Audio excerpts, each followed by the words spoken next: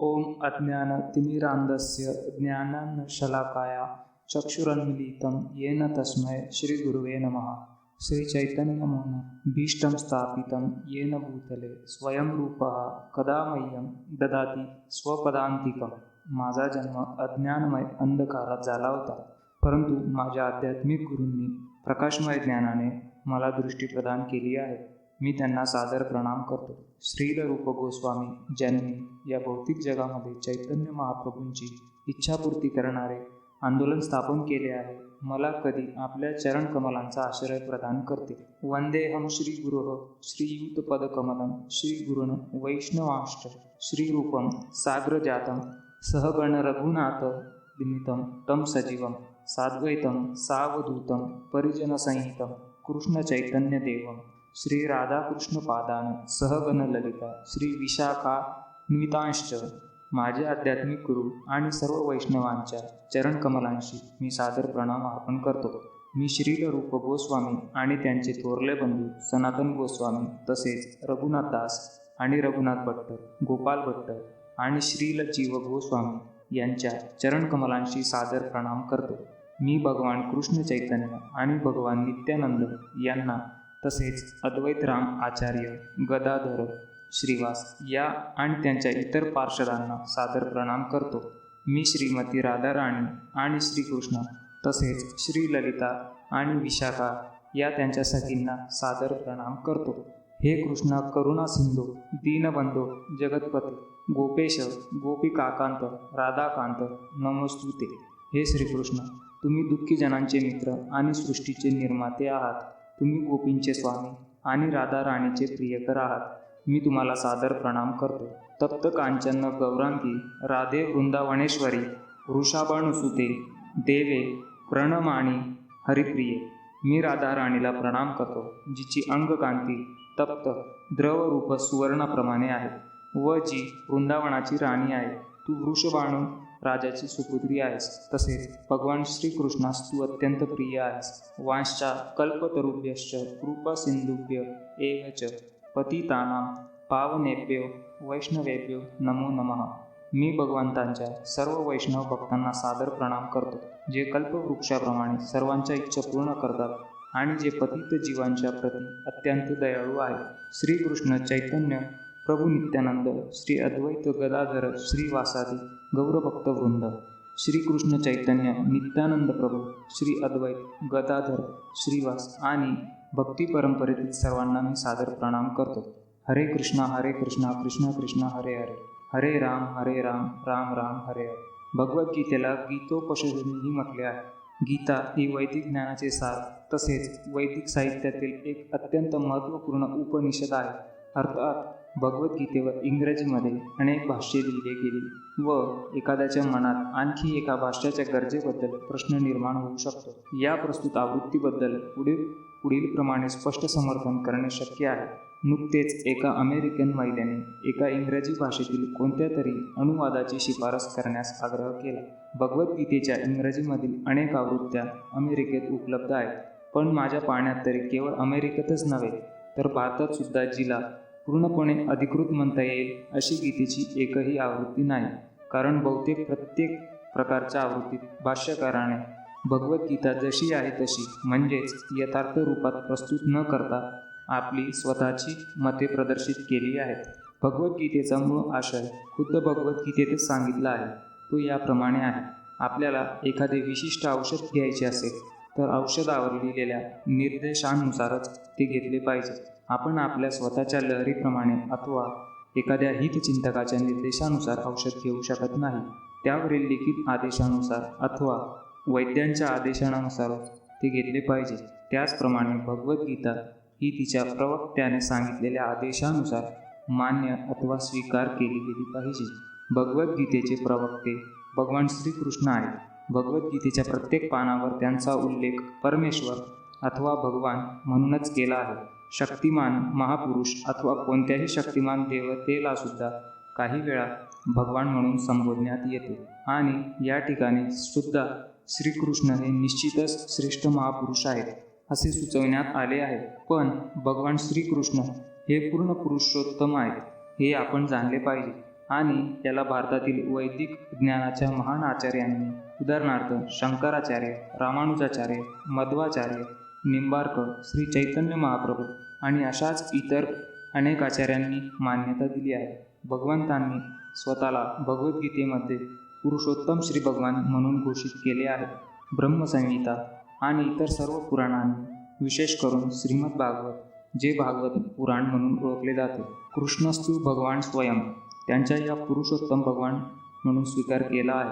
म्हणून आपण भगवद्गीतेला भगवंतांनी ज्या स्वरूपात जशी सांगितली आहे त्या स्वरूपातच स्वीकारली पाहिजे. भगवद्गीतेच्या 4थ्या अध्यायात भगवंत सांगतात की इमं विवस्वते योगम प्रोक्तवानहमव्यं विवस्वान्मवे प्राह मनुभिक्षुका कवे ब्रवीत एवं परंपरा प्राप्तमिमं राजर्षय्यो विदुः स कालनेह महता योगो नष्टः परन्तप स एवायं मयात्यद्य योगः प्रोक्तः पुरातनः भक्तोऽसि मे सखा चेतिं रहस्यं येत दूत मम. या ठिकाणी भगवंत अर्जुनाला सांगतात की ही योग पद्धती म्हणजेच भगवद्गीता सर्वात आधी सूर्यदेवाला सांगण्यात आली आणि सूर्यदेवाने म्हणून इक्ष्वाकुला आणि याप्रमाणे शिष्य परंपरेनुसार एक प्रवक्त्यानंतर दुसऱ्या प्रवक्त्याने याप्रमाणे चालत आली आहे. परंतु कालांतराने ती लुप्त झाल्यामुळे भगवंतांना ती पुन्हा सांगावी लागली. यावेळी त्यांनी ती अर्जुनाला कुरुक्षेत्र येथील युद्धभूमीवर सांगितली. अर्जुनाला ते सांगतात की हे परम रहस्य त्याला सांगण्याचे कारण म्हणजे तो त्यांचा भक्त आणि मित्र आहे. याचा अर्थ असा आहे की भगवद्गीता हा ग्रंथ विशेष करून भगवत भक्तांसाठीच आहे. अध्यात्मवादी साधनांचे 3 प्रकार असतात: ज्ञानी, योगी आणि भक्त किंवा निर्विशेषवादी, ध्यानयोगी आणि भक्त. या ठिकाणी भगवंत अर्जुनाला स्पष्टपणे सांगतात की ते त्याला नवीन गुरु शिष्य परंपरेतील सर्वप्रथम श्रोता बनवित आहेत, कारण जुनी परंपरा खंडित झाली आहे. म्हणून सूर्यदेवापासून इतरांकडे चालत येणाऱ्या परंपरेमध्येच नवीन परंपरेची पुनर्स्थापना करावी. तसेच त्यांच्या शिकवणीच्या नव्याने पुनःप्रचार अर्जुनानेच करावा अशी भगवंताची इच्छा होती. भगवद्गीता जाणण्यामध्ये अर्जुनाने अधिकारी व्यक्ती व्हावे अशी भगवंताची इच्छा होती. यासाठीच आपण पाहू शकतो की भगवद्गीतेचा उपदेश खास करून अर्जुनाला सांगण्यात आला, कारण अर्जुन हा भगवंताचा भक्त, साक्षात शिष्य आणि जिवलग सखा होता. म्हणून ज्या व्यक्तीकडे अर्जुनासारखे गुण आहेत ती व्यक्तीच भगवद्गीता उत्तम प्रकारे जाणू शकते. म्हणजेच त्याने भगवंतांशी प्रत्यक्ष संबंध प्रस्थापित करणाऱ्या भक्ताप्रमाणे असले पाहिजे. ज्यावेळी एखादा भगवंताचा भक्त होतो त्यावेळी त्याचा भगवंताबरोबर साक्षात संबंध प्रस्थापित होतो. हा एक अत्यंत गहन विषय आहे, परंतु थोडक्यात सांगायचे तर भक्ताचा पुरुषोत्तम श्री भगवान यांच्याबरोबर 5 निरनिराळ्या प्रकारांपैकी कोणत्याही एक प्रकाराने संबंध स्थापित होऊ शकतो. ते 5 प्रकार असे आहेत: एखादा निष्क्रिय अवस्थेमधील भक्त असू शकतो. 2. एखादा सक्रिय अवस्थेमधील भक्त असू शकतो. 3. एखादा मित्र या नात्याने भक्त असू शकतो. 4. एखादा माता किंवा पिता या नात्याने भक्त असू शकतो. 5. एखादा माधुर्य भावात भक्त असू शकतो. अर्जुनाचा भगवंताबरोबर सखा या नात्याने संबंध होता. मात्र या सख्य भावामध्ये आणि भौतिक जगात आढळून येणाऱ्या मैत्रीमध्ये आत्यंतिक फरक आहे. ही मैत्री दिव्य असते व ती कोणालाही प्राप्त होणे शक्य नाही. वस्तुतः प्रत्येकाचा भगवंताबरोबर विशिष्ट संबंध आहे आणि या संबंधांची पुनर्जागृती भक्तिमय सेवेच्या पूर्णत्वाने होते. परंतु आपल्या स्थितीत भगवंताचेच नव्हे तर त्यांच्याबरोबर असणाऱ्या शाश्वत संबंधांचे सुद्धा आपल्याला विस्मरण झाले आहे. कोट्यावधी जीवांपैकी प्रत्येक जीवांचा भगवंताबरोबर विशिष्ट असा शाश्वत संबंध असतो आणि यालाच स्वरूप असे म्हटले जाते. प्रेममयी सेवेद्वारे एखाद्या स्वरूपस्थिती पुन्हा जागृत करून घेऊ शकतो व यालाच स्वरूपसिद्धी म्हणजे एखाद्याच्या मूळ स्थितीचे परिपूर्णत्व असे म्हटले जाते. म्हणून अर्जुन हा भक्त होता आणि त्याचा भगवंतांबरोबर सख्य भावामध्ये नित्य संबंध होता. अर्जुनाने भगवद्गीतेचा स्वीकार कसा केला हे जाणणे आवश्यक आहे. त्याने केलेल्या स्वीकृतीची पद्धत 10व्या अध्यायामध्ये सांगितली आहे. अर्जुन उवाच: परमब्रह्म परम धाम पवित्रम परम भवान पुरुषम शाश्वतम दिव्यमादि देवमजं विभुम आहुस्त्वा गुरुमुषय सर्वे देवर्षि नारदस्तथा असितो देवलो व्यासः स्वयं चैव ब्रवीषि मे सर्वमेतद्रुतं मन्ये यन्मां वदसि केशव न हि ते भगवन्मयक्तिवं विदुर्देवा न दानवाः. अर्जुन म्हणाला, तुम्ही परमधाम, परमपवित्र आणि परमसत्य असे पुरुषोत्तम भगवान आहात. तुम्ही शाश्वत, अलौकिक, आदिपुरुष, अजन्मा आणि सर्वश्रेष्ठ आहात. नारद, असित, देवल आणि व्यास इत्यादी महान ऋषींनी देखील तुमच्याविषयीच्या या सत्याला मान्यता दिली आहे. आणि आता तुम्ही स्वतःही मला हेच सांगत आहात. हे कृष्ण, तुम्ही मला जे सांगितले आहे त्याचा मी पूर्णपणे सत्य म्हणून स्वीकार करतो. हे भगवान, तुमचे स्वरूप दानव किंवा देवही जाणू शकत नाही. पुरुषोत्तम भगवान यांच्याकडून भगवद्गीतेचे श्रवण केल्यानंतर अर्जुनाने श्रीकृष्णांना परमब्रह्म म्हणून स्वीकारले. प्रत्येक जीव ब्रह्म आहे, पण परमजीव किंवा पुरुषोत्तम भगवान हे परमब्रह्म आहेत. परमधाम म्हणजे भगवंत हे सर्व गोष्टींचे परम आश्रयस्थान आहेत. पवित्रम म्हणजे ते शुद्ध आणि भौतिक विकारांपासून मुक्त आहे. पुरुषम म्हणजे ते सर्वश्रेष्ठ भोक्ता आहेत. शाश्वतम म्हणजे मूळ. दिव्यम म्हणजे अलौकिक. आदिदेवम म्हणजे पुरुषोत्तम भगवान. अजम म्हणजे अजन्मा आणि विभुम म्हणजे सर्वश्रेष्ठ. आता काही जण विचार करतील की कृष्ण हा अर्जुनाचा मित्र असल्यामुळे अर्जुन त्याची खुशामत करण्यासाठी असे सांगत आहे. पण भगवद्गीतेच्या वाचकांच्या मनातील हा संशय काढून टाकण्यासाठी ही स्तुती सप्रमाण आहे. ते दाखविण्यासाठी अर्जुन पुढील श्लोकात सांगतो की श्रीकृष्ण हे पुरुषोत्तम भगवान आहेत. ही गोष्ट फक्त तोच नव्हे तर नारद, असित, देवल आणि व्यासदेव इत्यादी थोर अधिकारी महर्षीसुद्धा मान्य करतात. सर्व आचार्यांनी स्वीकारलेल्या वैदिक ज्ञानाचा प्रसार करणारे हे सर्व श्रेष्ठ महर्षी आहेत. म्हणून अर्जुन श्रीकृष्णांना सांगतो की तुम्ही जे सांगत आहात त्याचा मी पूर्ण सत्य म्हणून स्वीकार करतो. सर्वमेतद्रुतं मन्ये, तुम्ही सांगितलेले सर्व सत्य मी म्हणून मान्य करतो. अर्जुन असेही सांगतो की भगवंतांचे व्यक्तित्व समजणे अत्यंत कठीण आहे आणि मोठमोठ्या देवतासुद्धा त्यांना जाणू शकत नाही. याचाच अर्थ असा आहे की मानवापेक्षा श्रेष्ठ व्यक्तीसुद्धा भगवंतांना जाणू शकत नाही. तर मनुष्य भक्त झाल्याशिवाय भगवान श्रीकृष्णांना कसे जाणू शकेल? यासाठी भगवद्गीता भक्तिभावानेच स्वीकारली पाहिजे. एखाद्याने स्वतःला आपण श्रीकृष्णांच्या बरोबरीचे आहोत अथवा श्रीकृष्ण हे साधारण व्यक्ती आहेत किंवा श्रीकृष्ण हे केवळ श्रेष्ठ महापुरुष आहेत असे सुद्धा समजू नये. श्रीकृष्ण साक्षात पुरुषोत्तम भगवान आहेत. म्हणून भगवद्गीतेच्या अथवा अर्जुनाच्या म्हणण्याप्रमाणे जो भगवद्गीता जाणण्याचा प्रयत्न करीत आहे त्याने तात्विकदृष्ट्या तरी श्रीकृष्णांचा पुरुषोत्तम भगवान म्हणून स्वीकार केला पाहिजे. अशा नम्र भावनेनेच आपण भगवद्गीता जाणू शकतो. जोपर्यंत एखादा नम्र भावाने भगवद्गीता वाचित नाही तोपर्यंत तो भगवद्गीता जाणू शकत नाही.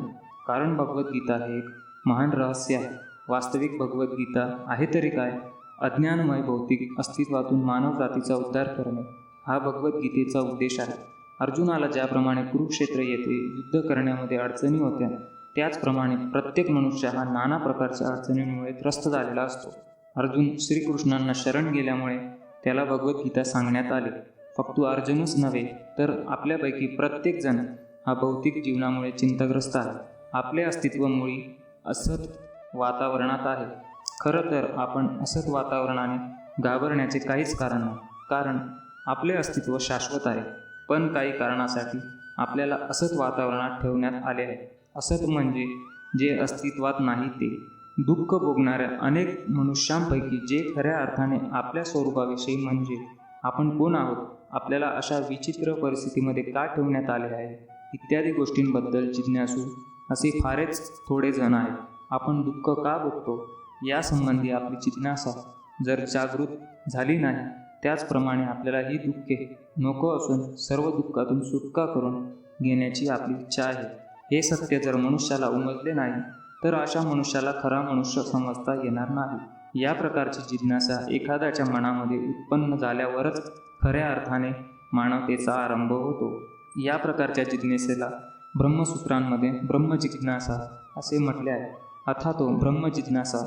जोपर्यंत मनुष्याला परब्रह्माची स्थिती जाणण्याची जिज्ञासा नसते तोपर्यंत त्याची सर्व कार्ये निष्फळ समजली पाहिजेत. म्हणून आपण दुःख का भोगतो, आपण कुठून आलो आणि मृत्यूनंतर आपण कुठे जाणार या प्रश्नांबद्दल जे जिज्ञासू असतात तेच भगवद्गीतेचे योग्य अभ्यासक होण्यास लायक आहेत. प्रामाणिक शिष्याला भगवंताविषयी परकाष्ठेचा आदरभाव असणे हे सुद्धा आवश्यक आहे. अर्जुन हा असा एक प्रामाणिक शिष्य होता. जेव्हा मनुष्य आपल्या जीवनाचे मूळ ध्येय विसरतो तेव्हा त्या ध्येयाची पुनर्स्थापना करण्यासाठी भगवान श्रीकृष्ण अवतार घेतात. आणि असे असूनही वास्तविक ध्येय जाणणाऱ्या अनेकानेक व्यक्तीपैकी एखादाच खऱ्या अर्थाने स्वतःचे स्वरूप जाणू शकतो व अशा मनुष्यांसाठीच भगवद्गीता सांगितली आहे. खरे म्हणजे आपण सर्वांना अज्ञानाच्या वाघिणीने गिळंकृत केले आहे. पण भगवंत जर सर्व जीवांबद्दल, विशेष करून मनुष्य प्राण्याबद्दल अत्यंत दयाळू आहेत. याच कारणासाठी त्यांनी आपला मित्र अर्जुन याला स्वतःचा शिष्य करून भगवद्गीता सांगितली. अर्जुन भगवान श्रीकृष्णांचा सखा असल्यामुळे अज्ञानाच्या पलीकडे होता, परंतु कुरुक्षेत्राच्या युद्धभूमीवर त्याला जाणून बुजून अज्ञानात टाकले गेले.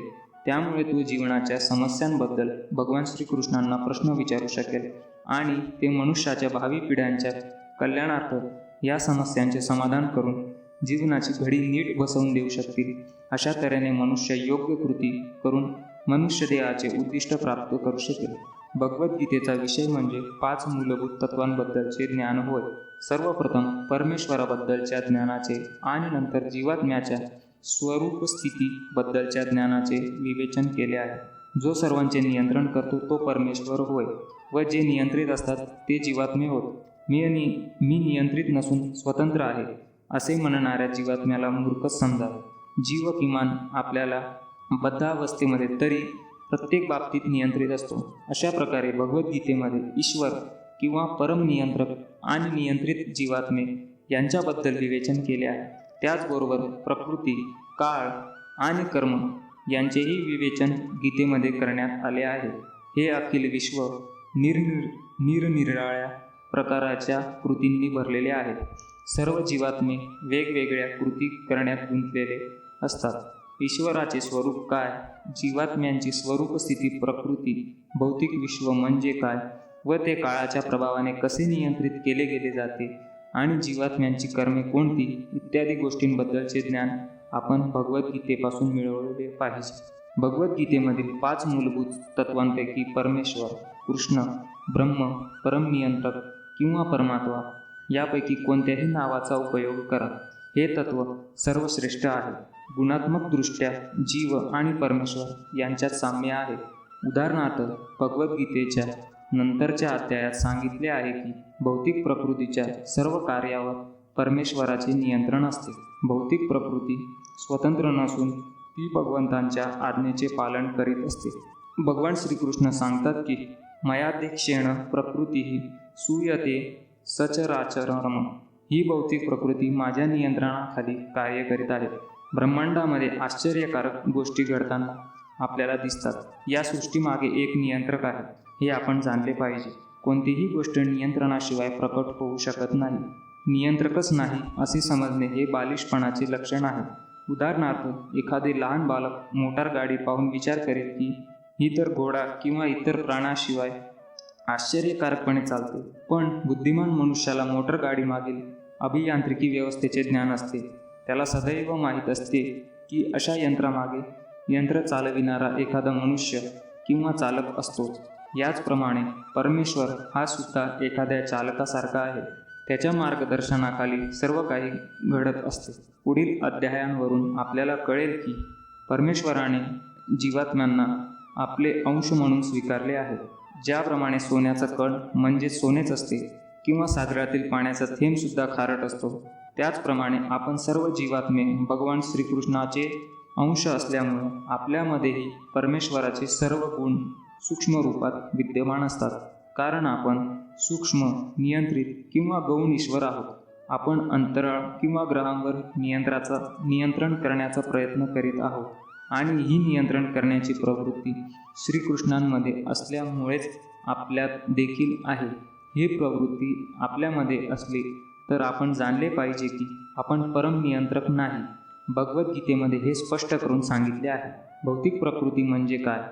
भगवद्गीतेत तिला कनिष्ठ किंवा अपरा प्रकृती असे म्हटले आहे. जीवात्म्याला श्रेष्ठ किंवा परा प्रकृती असे म्हटले आहे. परा असो अथवा अपरा प्रकृती ही नित्य नियंत्रित असते. प्रकृती ही स्त्रीवाचक आहे. आणि पत्नीवर नियंत्रण ठेवणाऱ्या पतीप्रमाणे भगवंत प्रकृतीवर नियंत्रण ठेवतात. प्रकृती ही नित्य भगवंतांच्या अधीन असते, कारण भगवंत प्रकृतीचे नियंत्रक आहेत. भौतिक प्रकृती आणि जीव हे दोन्ही भगवंतांच्या अधीन किंवा भगवंताद्वारे नियंत्रित असतात. भगवद्गीतेनुसार जीवात्मे जरी भगवंतांचे अंश असेल तरी त्यांना प्रकृतीच मानण्यात येते. याचा भगवद्गीतेमधील 7व्या अध्यायामध्ये स्पष्ट उल्लेख आहे. अपरेयम इतस्त्वन्याम प्रकृती विद्धी मे पराम जीवभूताम. ही भौतिक प्रकृती माझी अपरा शक्ती आहे, पण याहून श्रेष्ठ अशी दुसरी प्रकृती आहे जीवभूताम किंवा जीवात्मे. सत्वगुण, रजोगुण आणि तमोगुण या 3 गुणांनी युक्त अशी ही भौतिक प्रकृती आहे. 3 गुणांच्या पलीकडे काळ हे शाश्वत तत्व आहे आणि प्रकृतीचे गुण, शाश्वत काळ यांच्या संयोगाने काळाच्या नियंत्रण व देखरेखीखाली जी कार्ये चालतात त्यांना कर्म असे म्हणतात. ही कर्मे अनादिकाळापासून चालत आली आहेत व आपण आपल्या कर्मांनुसार सुख अथवा दुःख भोगीत असतो. उदाहरणार्थ, मी एक व्यापारी आहे आणि चातुर्याने व कष्टाने बँकेत मी पुष्कळ रक्कम ठेवली आहे, तर मी त्या धनाचा भोगता ठरतो. पण समजा मी जर व्यापारात माझे धन गमावून बसलो तर मी दुःख भोगतो. याप्रमाणे प्रत्येक कार्यक्षेत्रामध्ये आपण आपल्या कर्मफुलामुळे सुखी अथवा दुःखी होतो. याला कर्म असे म्हणतात. भगवद्गीतेमध्ये ईश्वर, जीव, प्रकृती, काल आणि कर्म या सर्वांचे विस्तृत वर्णन दिले आहे. या 5 तत्वांपैकी ईश्वर, जीव, भौतिक प्रकृती आणि काळ हे शाश्वत आहे. प्रकृतीचे प्राकट्य मिथ्या किंवा असत्य आहे, पण भगवद्गीता किंवा वैष्णव तत्त्वज्ञानाप्रमाणे हे चूक आहे. भौतिक विश्वाचे प्रकटीकरण असत्य म्हणून स्वीकारले न जाता ते सत्य परंतु तात्पुरते समजले जाते. याची तुलना आकाशात इतस्ततः फिरणाऱ्या मेघाबरोबर किंवा धान्याचे पोषण करणाऱ्या वर्षा ऋतूबरोबर करण्यात आली आहे. वर्षा ऋतू संपल्यावर लगेच सर्व मेघ ज्याप्रमाणे नाहीसे होतात आणि पावसामुळे वाढलेली पिके वाळून जातात, त्याचप्रमाणे ही भौतिक प्रकृती काही ठराविक कालावधीसाठी प्रकट होते, थोड्या काळाकरिता टिकून राहते व कालांतराने नाहीसे होते. याप्रमाणे भौतिक प्रकृतीचे कार्य चालते, पण हे चक्र नित्य सुरूच असते. म्हणून प्रकृती ही मिथ्या नसून शाश्वत आहे. या संदर्भात भगवंत प्रकृतीचा उल्लेख माझी प्रकृती म्हणून करतात. भौतिक प्रकृती ही भगवंतांची विभाजित शक्ती आहे. जीव देखील विभाजित नसले तरी भगवंतांचीच शक्ती आहेत व भगवंताबरोबर नित्य संबंधित आहेत. म्हणून ईश्वर, जीव, भौतिक प्रकृती आणि काळ हे सर्व एकमेकांशी संबंधित तसेच शाश्वत आहेत. परंतु 5वे तत्व कर्म हे नित्य नाही. कर्माची फळे अतिशय पुरातन असू शकतात. आपण आपल्या कर्मफलानुसार अनादिकाळापासून सुख अथवा दुःख भोगीत आहोत, पण आपण आपल्या ज्ञानाच्या पूर्णतेने कर्मफलांमध्ये बदल घडवून आणू शकतो. आपण विविध प्रकारच्या कर्मांमध्ये गुंतलो आहोत. त्यामुळे आपण कोणते कर्म केले पाहिजे की ज्यामुळे आपण कर्माच्या प्रतिक्रियांपासून मुक्त होऊ शकतो, याचे ज्ञान आपल्याला नक्कीच नाही. परंतु याचे सुद्धा वर्णन भगवद्गीतेमध्ये करण्यात आले आहे. ईश्वराचे स्वरूप परमचैतन्यमय आहे. जीवात्मे हे सुद्धा ईश्वराचे अंश असल्यामुळे चेतनामय आहेत. जीवात्मा आणि भौतिक प्रकृती या दोघांचेही वर्णन प्रकृती असे करण्यात आले आहे आणि दोन्हीही तत्वे भगवंतांचीच आहेत. पण दोघांपैकी फक्त जीवतत्व चेतनायुक्त आहे, दुसरे प्रकृती तत्व चेतनारहित आहे आणि हाच या दोघींमधील फरक आहे. जीव प्रकृतीला यासाठीच श्रेष्ठ अथवा परा म्हणून संबोधण्यात आले आहे, कारण जीव हा ईश्वराप्रमाणेच चेतनामय आहे. ईश्वर परमचेतनामय आहे. म्हणून एखादा असे म्हणू शकणार नाही की जीवात्म्याकडे सुद्धा परमचेतना आहे. जीवात्मा पूर्णतेच्या कोणत्याही स्तरावर परमचैतन्यमय होऊ शकत नाही आणि तो परमचैतन्यमय होऊ शकतो असे सांगणारा सिद्धांत चुकीचा आहे. जीव चेतनामय असू शकतो, पण परमचेतनामय अथवा परिपूर्ण चेतनायुक्त असू शकत नाही. ईश्वर आणि जीव यामधील फरक भगवद्गीतेच्या 13व्या अध्यायामध्ये वर्णित केला जाईल. ईश्वर आणि जीव हे क्षेत्रज्ञ चेतनायुक्त आहेत, परंतु जीव हा त्याच्या विशिष्ट शरीराचा ज्ञाता असतो, तर ईश्वर हा सर्व प्रकारच्या शरीरांचा ज्ञाता असतो. ईश्वर सर्व प्राण्यांच्या हृदयात स्थित असल्यामुळे त्याला प्रत्येक जीवाच्या मानसिक स्थितीचे ज्ञान असते. याचे स्मरण आपण ठेवले पाहिजे. असेही वर्णन करण्यात आले आहे की परमात्मा किंवा भगवान सर्वांच्या हृदयात ईश्वर किंवा नियंत्रक म्हणून वास करतात आणि जीवात्म्याच्या इच्छेनुसार कार्य करण्यासाठी त्याला मार्गदर्शन करीत असतात. जीवात्म्याला त्याच्या कर्माविषयी विस्मृती झालेली असते. सर्वप्रथम तो विशिष्ट कर्म करण्याचा निर्धार करतो आणि नंतर त्या कर्माच्या चांगल्या अथवा वाईट कर्मफलांमध्ये अडकून पडतो. ज्याप्रमाणे आपण जुनी वस्त्रे टाकून नवीन वस्त्रे धारण करतो, त्याप्रमाणे जीवात्मा एक विशिष्ट प्रकारचे शरीर त्यागून दुसरे शरीर धारण करतो. जीव याप्रमाणे देहांतर करीत आपल्या पूर्वकर्माची फळे भोगीत असतो. जीवात्मा जेव्हा सत्वगुणामध्ये स्थिर होतो किंवा स्थिर वृत्तीने स्वतः कोणत्या प्रकारचे कर्म करावे हे जाणतो, तेव्हा तो कर्मांमध्ये बदल घडवू शकतो आणि खरोखरच अशा रीतीने तो आपले पूर्वकर्म बदलू शकतो. यावरून सिद्ध होते की कर्म हे शाश्वत नाही. म्हणून आम्ही म्हटले आहे की ईश्वर, जीव, प्रकृती, काळ आणि कर्म या 5 तत्वांपैकी 4 तत्वे शाश्वत आहेत, परंतु कर्म मात्र अशाश्वत आहे. परमचेतनामय ईश्वर आणि जीवात्मा यांच्यात हेच साम्य आहे की ईश्वर आणि जीव दोघांचीही चेतना दिव्य आहे. जड प्रकृतीच्या संगतीमुळे चेतनेची निर्मिती होते, ही कल्पना चुकीची आहे. चेतनेचा विकास विशिष्ट परिस्थितीमध्ये प्राकृतिक संमिश्रणाने होतो. या सिद्धांताचा भगवद्गीता स्वीकार करीत नाही. ज्याप्रमाणे रंगीत काचेमधून प्रकाश परिवर्तित केल्यास तो विशिष्ट रंगाचा भासतो, त्याप्रमाणे चेतना ही जड प्रकृतीमधील परिस्थितीच्या अधीन होऊन विकृत होऊ शकते. पण ईश्वराची चेतना भौतिकदृष्ट्या प्रभावित होऊ शकत नाही. श्रीकृष्ण सांगतात की मया ध्येय क्षेण प्रकृतीही. ज्यावेळी ते भौतिक जगामध्ये अवतार घेतात, त्यावेळी ते भौतिक गोष्टींनी प्रभावित होत नाहीत. त्यांच्यावर असा प्रभाव पडत असता तर भगवद्गीतेसारख्या दिव्य विषयांबद्दल त्यांना बोलताच आले नसते. जोपर्यंत कोणी भौतिक वातावरणामुळे प्रदूषित झालेल्या चेतनेतून मुक्त होत नाही, तोपर्यंत तो दिव्य जगताविषयी काहीही प्रतिपादन करू शकत नाही. म्हणून परमेश्वर भौतिक वातावरणामुळे प्रदूषित होत नाही. सद्यस्थितीमध्ये आपली चेतना भौतिक गुणांमुळे दूषित झाली आहे. भगवद्गीता आपल्याला जड प्रकृतीने प्रभावित झालेल्या आपल्या चेतनेचे शुद्धीकरण करण्यास शिकविते. शुद्ध चेतनेमध्ये किंवा शुद्ध भावनेमध्ये आपली सर्व कर्मे परमेश्वराच्या इच्छेनुसार होतात व त्यामध्येच आपल्याला आनंद प्राप्त होतो. आपली सर्व कार्ये थांबवायची अजिबात गरज नसून उलट त्या कार्यांचे शुद्धीकरण करणे आवश्यक आहे आणि अशा विशुद्ध कार्यांनाच भक्ती असे म्हणतात. भक्तियुक्त कर्मे सर्वसाधारण कर्माप्रमाणे दिसतात, पण खऱ्या अर्थाने ते दोषपूर्ण नसतात. एखादा अज्ञानी मनुष्याला वाटेल की भक्त सामान्य मनुष्याप्रमाणेच कार्य करीत आहे, पण अशा अल्पबुद्धी मनुष्याला माहीत नसते की भक्त किंवा भगवंतांची कार्ये ही अशुद्ध चेतनेमुळे किंवा जड पदार्थांमुळे प्रदूषित झालेली नसतात. भक्त आणि भगवंत त्रिगुणातीत आहेत, परंतु आपण जाणले पाहिजे की सद्यस्थितीमध्ये आपली चेतना दूषित झाली आहे. आपण भौतिक प्रकृतीमुळे अशुद्ध होतो, तेव्हा आपल्याला बद्ध म्हटले जाते. स्वतःला भौतिक प्रकृतीची निर्मिती समजून खोटी चेतना प्रदर्शित केली जाते. याला मिथ्या अहंकार असे म्हणतात. देहात्मबुद्धीत रत असलेल्या स्वतःची वास्तविक स्थिती जाणू शकत नाही.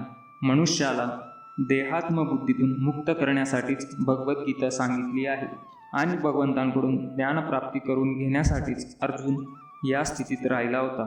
आपण देहात्मबुद्धीतून मुक्त झालेच पाहिजे, कारण अध्यात्मवादी होण्याची ही पहिली पायरी आहे. ज्या मनुष्याला स्वतंत्र किंवा मुक्त होण्याची इच्छा आहे, त्याने हे जाणणे आवश्यक आहे की तो म्हणजे हे भौतिक शरीर नव्हे. मुक्ती म्हणजे भौतिक चेतनेपासून स्वतंत्र होणे होय. श्रीमद भागवत देखील मुक्तीची व्याख्या देण्यात आली आहे. मुक्तिर्री त्वान्यथारूपं स्वरूपेण व्यवस्थितिः. भौतिक जगातील अशुद्ध भावनेतून स्वतंत्र होणे व शुद्ध भावनेमध्ये स्थित होणे यालाच मुक्ती म्हटले जाते. भगवद्गीतेतील सर्व शिकवणीचा उद्देश या चेतनेचे जागृतीकरण करणे हाच होय. म्हणून गीतेच्या उपदेशाच्या शेवटी श्रीकृष्ण अर्जुनाला असे विचारतात की तू शुद्ध भावनेत स्थित झालास की नाही. शुद्ध भावनेत स्थित होणे म्हणजे भगवंतांच्या आज्ञांचे पालन करणे होय. हे शुद्ध भावनेचे सार सर्वस्व आहे. आपण भगवंतांचे अंश असल्यामुळे आपल्यात चेतना आधीपासूनच असते. तथापि भौतिक प्रकृतीच्या निकृष्ट गुणांद्वारे प्रभावित होण्याचे आपल्यामध्ये आकर्षण असते. परंतु भगवंत सर्वश्रेष्ठ असल्यामुळे हे आकर्षण त्यांना प्रभावित करू शकत नाही. परमेश्वर आणि सूक्ष्म जीवात्म्यांमध्ये हाच फरक आहे. ही चेतना किंवा भावना म्हणजे आहे तरी काय? ही भावना म्हणजे मी आहे. तेव्हा मी कोण आहे? अशुद्ध चेतनाच्या अंमलाखाली मी आहे. म्हणजे जे काही मला दिसते ते सर्व माझे आहे. मी भोगी आहे. प्रत्येक जीवात्मा स्वतःला भौतिक सृष्टीचा मालक व निर्माता समजत असतो. पण या भावनेवरच हे जग चालत असते. भौतिक भावनेचे दोन मानसिक भाग आहेत. एक म्हणजे मी निर्माता व दुसरा म्हणजे मी भोगी.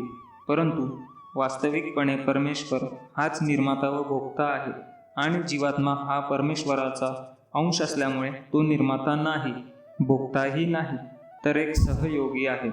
जीवात्मा निर्माण केला जातो व भोगला जातो. उदाहरणार्थ, यंत्राचा एक भाग पूर्ण यंत्राबरोबर सहयोग करतो. शरीराचा एखादा अवयव पूर्ण शरीराबरोबर सहयोग करतो. हात, पाय, डोळे इत्यादी सर्व शरीराचे विविध अवयव आहेत. परंतु हे वास्तविक भोगता नाहीत. उदर किंवा पोट भोगता आहे.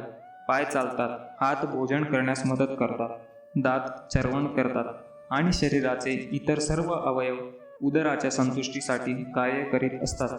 कारण संपूर्ण शरीराच्या रचनेचे पोषण करणारे उदर हे प्रमुख अवयव आहे. म्हणून सर्व काही उदराला अर्पण केले जाते. मुळाला पाणी घालून झाडाचे पोषण केले जाते आणि ऊद भरून करून शरीराचे पोषण केले जाते. कारण शारीरिक स्वास्थ्यासाठी सर्व अवयवांनी सहयोग करून उदरास अन्न पुरवठा केलाच पाहिजे. याप्रमाणे परमेश्वर हा निर्माता आणि भोक्ता आहे आणि आपण गौण जीवात्मे असल्यामुळे सहकार्य करून त्याला संतुष्ट करणे हे आपलं कर्तव्य ठरते. ज्याप्रमाणे पोटाने ग्रहण केलेले अन्न शरीराच्या इतर सर्व अवयवांना मदत करते, त्याप्रमाणे असे सहकार्य आपल्याला खरोखर मदत करेल. जर हाताच्या बोटांनी विचार केला तर पोटाला अन्न देण्याऐवजी ते स्वतःच ग्रहण करावे तर ती निराश होतील. सृष्टी आणि भोग करणारी सर्वात महत्त्वाची व्यक्ती म्हणजे परमेश्वर. इतर जीव हे केवळ सहकारी असतात. जीवात्मे सहकार्यानेच सुखी होऊ शकतात. त्यांच्यातील संबंध हा मालक आणि सेवक यांच्यामधील संबंधाप्रमाणेच असतो. जर मालक पूर्णपणे संतुष्ट झाला तर सेवकही संतुष्ट होतो. म्हणून जीवात्म्यांमध्ये जरी निर्मिती करण्याची व भौतिक जगाचा भोग करण्याची प्रवृत्ती असली तरी वरील उदाहरणात स्पष्ट केल्याप्रमाणे त्यांनी परमेश्वराला संतुष्ट केलेच पाहिजे. निर्मिती आणि भोग करण्याची प्रवृत्ती जीवांमध्ये असते, कारण ती प्रवृत्ती भौतिक सृष्टीची निर्मिती करणाऱ्या परमेश्वरामध्येही आहे. म्हणून परमनियंत्रक ईश्वर, नियंत्रित जीव, विराट जगत, शाश्वत काळ आणि कर्म हे परमसत्याचे भाग आहेत असे भगवद्गीतेत सांगितले आहे. हे सर्व पूर्णपणे एकत्र आले की त्या पूर्णत्वाला परमसत्य असे म्हणतात. हेच पूर्ण व परमसत्य म्हणजे भगवान श्रीकृष्ण होत. त्यांच्या भिन्न शक्तींमुळेच सर्व काही प्रकट होत असते. ते स्वतः परिपूर्ण आहेत. भगवद्गीतेमध्येही असेही सांगण्यात आले आहे की निर्विशेष ब्रह्मसुद्धा भगवंताहून कनिष्ठ आहे. ब्रह्मणो हि प्रतिष्ठाहम. ब्रह्मसूत्रात ब्रह्माची तुलना सूर्याच्या किरणांबरोबर करण्यात आली आहे. निर्विशेष ब्रह्म म्हणजे भगवंतांच्या शरीराचे दैदिप्यमान किरण आहोत. निर्विशेष ब्रह्म तसेच परमात्मा यांचा आंशिक साक्षात्कार म्हणजे परम सत्याचा अपूर्ण साक्षात्कार होय. 15व्या अध्यायात दाखवून दिले आहे की श्री भगवान किंवा पुरुषोत्तम हे निर्विशेष ब्रह्म आणि परमात्माच्या आंशिक साक्षात्कार या दोघांच्याही पलीकडे आहेत. श्री भगवान यांना सच्चिदानंद विग्रह असेही म्हटले जाते. ब्रह्मसंहितेचा आरंभ पुढील प्रमाणे होतो. ईश्वरः परमः कृष्णः सच्चिदानंद विग्रह अनादिरा दीर्घोविंदः सर्व कारणकारणं. गोविंद श्रीकृष्ण हेच सर्व कारणांचे कारण आहेत. ते सच्चिदानंद रूप असून आदी कारण आहेत. निर्विशेष ब्रह्माचा साक्षात्कार म्हणजे त्यांचा सत स्वरूपाचा साक्षात्कार होय. परमात्मा साक्षात्कार म्हणजे त्यांचा सत चित या स्वरूपाचा साक्षात्कार होय. परंतु भगवान श्रीकृष्ण यांचा साक्षात्कार म्हणजे सत चित आणि आनंद या तिन्ही स्वरूपाचा पूर्ण विग्रह किंवा व्यक्तिमत्वामध्ये साक्षात्कार होय. अल्पज्ञानी लोक परमसत्याला निर्विशेष मानतात, परंतु वैदिक शास्त्रांमध्ये परमसत्य म्हणजे एक दिव्य व्यक्ती आहे. नित्योनित्यानां चेतनश्चेतनानां. ज्याप्रमाणे आपण सर्व जीवात्म्यांना स्वतःचे स्वरूप आहे, त्याप्रमाणे परमसत्यसुद्धा अखेर एक व्यक्तीच आहे. आणि या पुरुषोत्तम भगवंताचा साक्षात्कार म्हणजे त्यांच्या इतर सर्व दिव्य स्वरूपाचा पूर्ण साक्षात्कार होय. परमसत्य निराकार नाही. जर ते निराकार किंवा दुसऱ्या कोणत्या तरी वस्तूहून न्यून असते तर ते पूर्ण होऊ शकले नसते. पूर्णत्वात आपल्या अनुभवातील व अनुभवांपलीकडचे सर्व काही समाविष्ट असले पाहिजे, नाहीतर त्याला परिपूर्ण म्हणता येणार नाही. परमेश्वर किंवा पुरुषोत्तम यांच्या शक्ती अमर्याद आहेत. परास्य शक्तिर्विधैव श्रूयते. आपल्या विविध शक्तींद्वारे भगवान श्रीकृष्ण असे कार्य करतात याचे वर्णन देखील भगवद्गीतेमध्ये केले आहे. आपण राहत असलेले हे भौतिक किंवा दृश्य जगतही स्वतःमध्ये पूर्ण आहे, कारण सांख्य तत्वज्ञानानुसार ज्या 24 तत्वांचे हे भौतिक विश्व एक तात्पुरती अभिव्यक्ती आहे, त्या 24 तत्वांनी पूर्णपणे जुळवाजुळव करून या विश्वाच्या निर्वाहाकरिता पूर्ण साधने निर्माण करण्यात आली आहेत. या जगात कोणतीही वस्तू अनावश्यक नाही किंवा येथे आणखी एखाद्या वस्तूची गरज देखील नाही. परमसत्याच्या शक्तीने या सृष्टीचा कालावधी निश्चित केला आहे आणि तो कालावधी संपताच या अशाश्वत सृष्टीच्या पूर्णत्वाचा योग्य व्यवस्थेमुळे विनाश केला जातो. आंशिक जीवांना सर्व प्रकारचे अपूर्णत्व अनुभवास येण्याचे कारण म्हणजे परमपूर्णाबद्दलचे अपूर्ण ज्ञान होय. म्हणून भगवद्गीतेत वेदविद्येचे पूर्ण ज्ञान सांगितले आहे. वेदांतात सांगितले आहे सर्व ज्ञान अचूक आहे व हिंदू लोक वैदिक ज्ञानाला पूर्ण व अचूक मानतात. उदाहरणार्थ, गायीचे शेण म्हणजे जनावराची विष्ठा आहे आणि स्मृती किंवा वैदिक शास्त्रानुसार एखाद्याने जनावराच्या विष्ठेस स्पर्श केल्यास स्वतःला शुद्ध करण्यासाठी त्याने स्नान करणे आवश्यक आहे. परंतु वैदिक शास्त्रानुसार गायीचे शेण मात्र शुद्धीकारक मानले जाते. एखाद्याला या गोष्टीत विरोधाभास वाटेल, परंतु तसा वेदांचा आदेश असल्यामुळे त्याचे पालन करण्यात काहीच चूक नाही. अलीकडे आधुनिक विज्ञानाने सुद्धा सिद्ध केले आहे की गायीच्या शेणामध्ये सर्व जंतुनाशक गुण असतात. यासाठी वैदिक ज्ञान हे अचूक व संशयातीत असल्यामुळे पूर्ण आहे आणि भगवद्गीता हे वैदिक ज्ञानाचे सार आहे. वैदिक ज्ञानामध्ये संशोधनाचा प्रश्नच उद्भवत नाही. आपले संशोधन कार्य अपूर्ण असण्याचे कारण म्हणजे आपण आपला पूर्ण इंद्रियांद्वारे संशोधन करीत आहोत.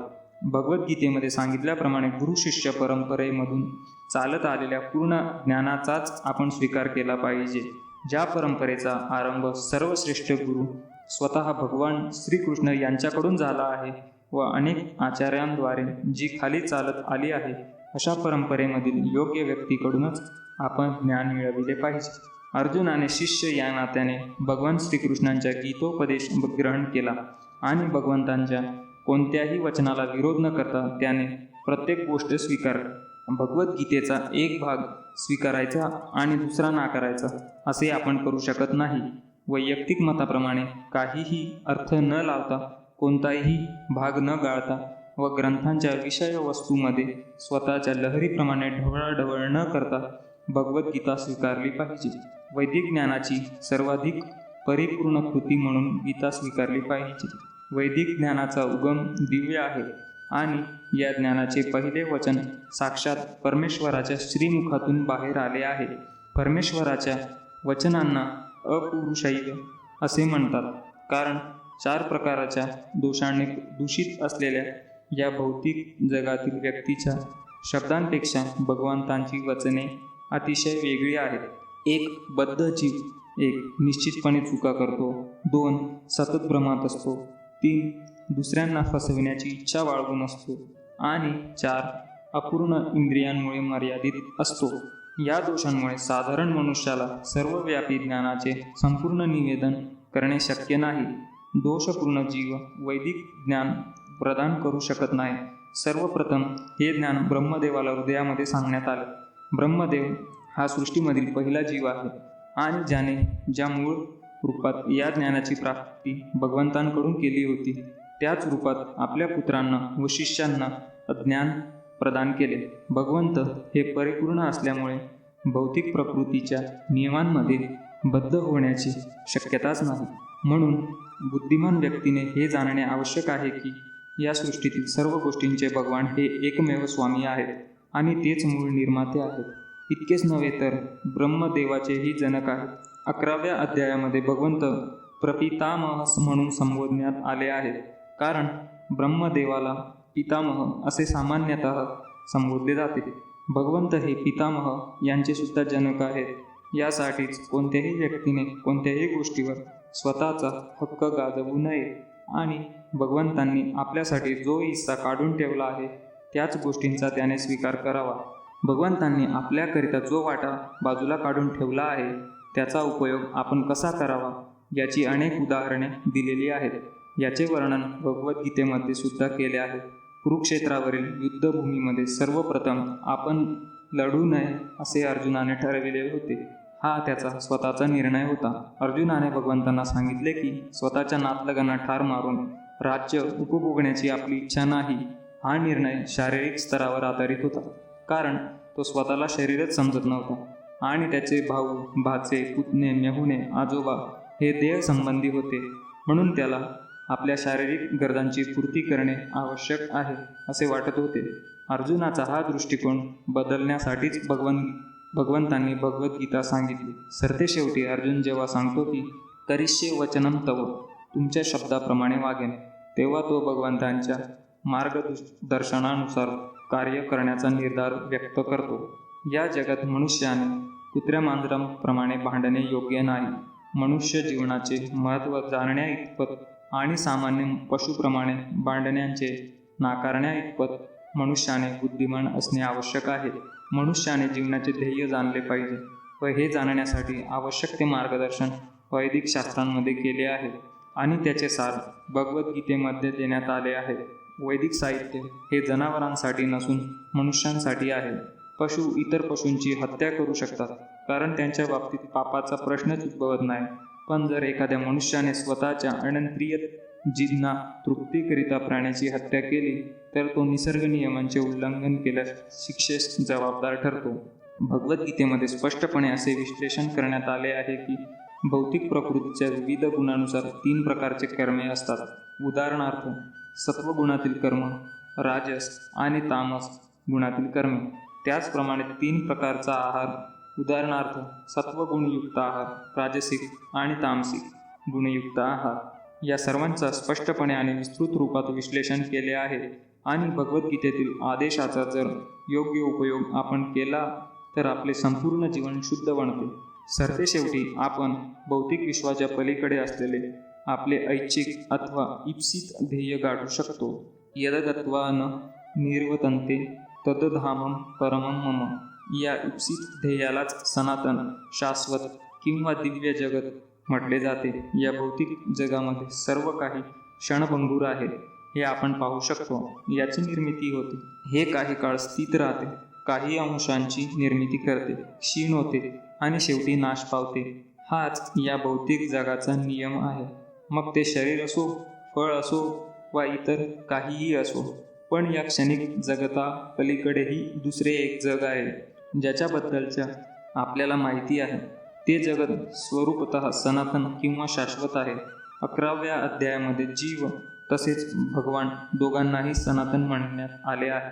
आपण भगवंतांशी निकटचा संबंध आहे आणि आपण सर्व म्हणजे सनातन धाम, सनातन श्री भगवान आणि सनातन जीव गुणात्मक दृष्ट्या एकच असल्यामुळे भगवद्गीतेचा उद्देश हा आपले सनातन कार्य किंवा सनातन धर्म हे सर्व जीवाचे शाश्वत कार्य आहे त्याची जागृती करून देणे हा आहे. आपण निरनिराळ्या प्रकारच्या तात्पुरता कार्यांमध्ये गुंतलो आहोत. आपण भगवंतांनी सांगितलेल्या कार्यांचा स्वीकार करतो तेव्हा या सर्व कार्यांचे शुद्धीकरण होते. वास्तविक त्यालाच शुद्ध जीवन म्हटले जाते. ज्याप्रमाणे जीव हे सनातन आहेत त्याचप्रमाणे भगवंत आणि त्यांचे दिव्य धाम दोन्हीही सनातन आहेत व भगवंत आणि जीव यांचे सनातन धामामध्ये संयुक्तपणे मिलन होणे हे मानवी जीवनाचे पूर्णत्व आहे.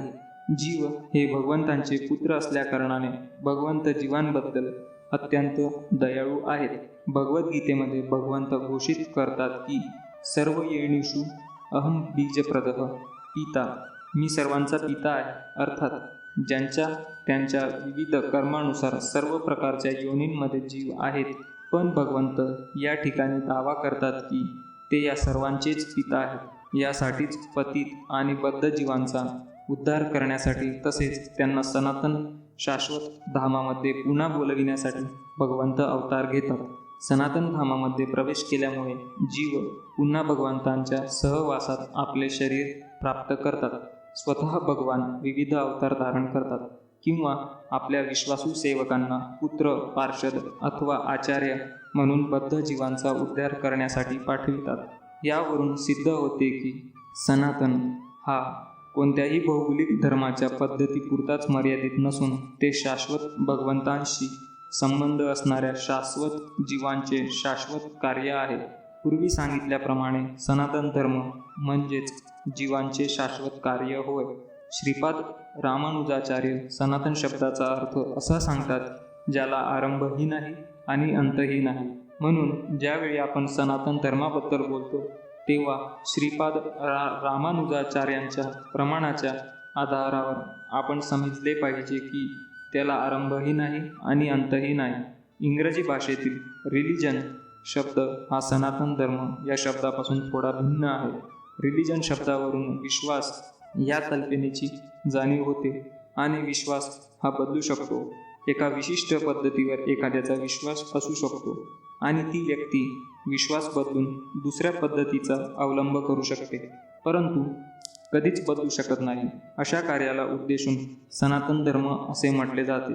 उदाहरणार्थ, पाण्यापासून द्रवरूपता जशी वेगळी करता येत नाही किंवा अग्नीपासून उष्णता जशी वेगळी करता येत नाही, त्याचप्रमाणे शाश्वत जीवाचे शाश्वत कार्य त्याच्यापासून अलग करता येत नाही. सनातन धर्म शाश्वत काळासाठी जीवाशी संलग्न आहे. म्हणून ज्यावेळी आपण सनातन धर्मांबद्दल बोलतो तेव्हा श्रीपाद रामानुजाचार्यांच्या प्रमाणावरून आपण निश्चितपणे जाणले पाहिजे की त्याला आरंभ आणि अंत दोन्हीही नाही. ज्याला आदी अंत काहीच नाही ते सांप्रदायिक असू शकत नाही, कारण त्याला कोणत्याही प्रकारच्या बंधनांनी सीमित करताच येत नाही. जे सांप्रदायिक पंथांचे आहेत ते सनातन धर्माला सुद्धा चुकीचे सांप्रदायिक समजतील. परंतु आपण या विषयात सखोल ज्ञान प्राप्त केले व आधुनिक विज्ञानाच्या प्रभावामध्ये याचा विचार केल्यास आपल्याला आढळून येईल की सनातन धर्म हा या जगातीलच नव्हे तर संपूर्ण सृष्टीतील जीवांचा आहे. सनातन धर्माहून इतर ज्या धार्मिक श्रद्धा आहेत त्यांना मानवीय इतिहासाच्या वृत्तांतामध्ये आरंभ असू शकतो, पण सनातन धर्माच्या इतिहासाला प्रारंभच नाही, कारण हा शाश्वतरित्या जीवाबरोबर संलग्न असतो. जीवांना आदी आणि अंत नाही अशी मते प्रमाणित शास्त्रे जीवांच्या संदर्भात सांगतात. गीतेमध्ये सांगण्यात आले आहे की जीवाचा कधी जन्मही होत नाही किंवा मृत्यू होत नाही. तो शाश्वत आणि अविनाशी आहे. क्षणभंगूर भौतिक शरीराच्या विनाशानंतर सुद्धा तो अस्तित्वातच राहतो. सनातन धर्माच्या संकल्पनेबाबत विचार करताना आपण धर्माचे स्वरूप मूळ संस्कृत शब्दाच्या अर्थावरून जाणणे आवश्यक आहे. धर्म म्हणजे एखाद्या गोष्टीशी नित्य संबंधित असणारा गुण होय. आपण गृहीत धरून चालतो की अग्नीबरोबर उष्णता आणि प्रकाश आहे, आणि उष्णता व प्रकाश यांच्याशिवाय अग्नी हा शब्दच अर्थहीन आहे. याचप्रमाणे जीवाच्या अशा अनिवार्य भागाचा आपण विचार केला पाहिजे की जो जीवाचा नित्यसंबंधी भाग किंवा गुण म्हणजेच जीवाचा शाश्वत धर्म होय. ज्यावेळी सनातन गोस्वामींनी श्री चैतन्य महाप्रभूंना प्रत्येक जीवाच्या स्वरूपाबद्दल विचारले त्यावेळी चैतन्य महाप्रभूंनी उत्तर दिले की जीवाचे स्वरूप अथवा वैधानिक स्थिती म्हणजेच श्री भगवान यांची सेवा करणे होय. आपण चैतन्य महाप्रभूंच्या विधानाचे जर विश्लेषण केले तर आपल्याला सहजपणे दिसून येईल की प्रत्येक जीव हा दुसऱ्या जीवाची सतत सेवा करण्यामध्ये गुंतलेला असतो आणि असे करताना जीवन उपभोगीत असतो. ज्याप्रमाणे सेवक मालकाची सेवा करीत असतो त्याचप्रमाणे खालच्या स्तरातील पशु मानवाची सेवा करीत असतात. अ हा ब मालकाची सेवा करतो, ब हा क मालकाची आणि क हा ड मालकाची सेवा करतो इत्यादी. याप्रमाणेच आपण पाहू शकतो की एक मित्र दुसऱ्या मित्राची सेवा करतो, माता आपल्या पुत्रांची, पती पत्नीची आणि पत्नी पतीची सेवा करते. जर आपण या पद्धतीने जाणण्याचा प्रयत्न केला तर दिसून येईल की समाजामध्ये सेवेच्या बाबतीत कोणताच अपवाद आढळून येणार नाही. एखादा राजकारणी जनकल्याणार्थ सेवेची क्षमता वाढविण्याचा जाहीरनामा जनतेमध्ये प्रस्तुत करतो म्हणून मतदार आपले मौल्यवान मत त्या व्यक्तीला समाजाची मौल्यवान सेवा करावी म्हणून देतात. दुकानदार ग्राहकांची आणि कारागीर भांडवलदाराची सेवा करतो. भांडवलदार आपल्या कुटुंबाची सेवा करतो आणि कुटुंब शाश्वत जीवाच्या शाश्वत सेवा क्षमतेप्रमाणे राष्ट्राची सेवा करते. अशा रीतीने आपण पाहू शकतो की कोणताही जीव एक दुसऱ्याची सेवा करण्यापासून अपवाद नाही आणि म्हणून आपण निर्धास्तपणे असा निष्कर्ष काढू शकतो की सेवाभाव हा जीवाचा नित्य सहयोगी आहे आणि सेवा करणे हा जीवाचा सनातन धर्म आहे. तरीही मनुष्य विशिष्ट काळ आणि परिस्थितीप्रमाणे विशिष्ट पद्धतीच्या धर्माचा स्वीकार करतो आणि याप्रमाणे त्याला स्वतःला हिंदू, मुस्लिम, ख्रिश्चन, बौद्ध किंवा इतर प्रकारच्या सांप्रदायिक पंथांचा मानतो. अशा या उपाधी म्हणजे सनातन धर्म नव्हे. एखादा हिंदू आपली श्रद्धा बदलून मुस्लिम किंवा एखादा मुस्लिम हिंदू अथवा ख्रिश्चन स्वतःची श्रद्धा बदलून काहीही बनू शकतो इत्यादी. परंतु कोणत्याही परिस्थितीमध्ये धार्मिक श्रद्धा बदलल्याने जीवाचा इतरांची सेवा करण्याचा हा शाश्वत गुणधर्म बदलूच शकत नाही. हिंदू, मुस्लिम किंवा ख्रिश्चन हे कोणत्याही परिस्थितीमध्ये कोणाचे ना कोणाचे तरी सेवक आहेतच. याप्रमाणे एखाद्या विशिष्ट धर्मावर श्रद्धा असणे म्हणजे त्या जीवाचा तो सनातन धर्म आहे असे नाही, तर सेवा करणे हाच जीवाचा सनातन धर्म आहे. खरे तर आपण सेवाभावामध्येच भगवंतांशी संबंधित आहोत. भगवंत सर्वश्रेष्ठ भोक्ता आहेत आणि आपण जीव त्यांचे सेवक आहोत. आपली निर्मिती ही त्यांच्या भोगासाठी झाली आहे आणि जर आपण भगवंतांच्या शाश्वत आनंदामध्ये सहभागी झालो तरच आपण आनंदी आहोत. याखेरीज आपण आनंदी होऊ शकत नाही. ज्याप्रमाणे शरीराचा कोणताही अवयव उदराशी सहकार्य केल्याशिवाय आनंदी होऊ शकत नाही, त्याचप्रमाणे स्वतंत्रपणे कोणीच आनंद प्राप्ती करू शकत नाही. जीवाला भगवंतांची दिव्य प्रेममयी सेवा केल्या वाचून आनंदही होणे शक्यच नाही. भगवद्गीतेमध्ये देवदेवतांची सेवा किंवा पूजा करण्यास मान्यता नाही. कामैस्ते स्थैरुताज्ञाः प्रपद्यन्ते न्यदेवताः तं तं नियममास्थाय प्रकृत्या नियतः स्वया. ज्यांची बुद्धिमत्ता भौतिक विषया वासनायुक्त इच्छांनी हिरावून घेतली आहे ते देवतांना शरण जातात आणि स्वतःच्या मताप्रमाणे विशिष्ट विधिविधानांचे पालन करतात. या ठिकाणी स्पष्टपणे सांगण्यात आले आहे की भौतिक इच्छांनी प्रेरित झालेले लोक भगवान श्रीकृष्णांची पूजा न करता देवतांची पूजा करतात.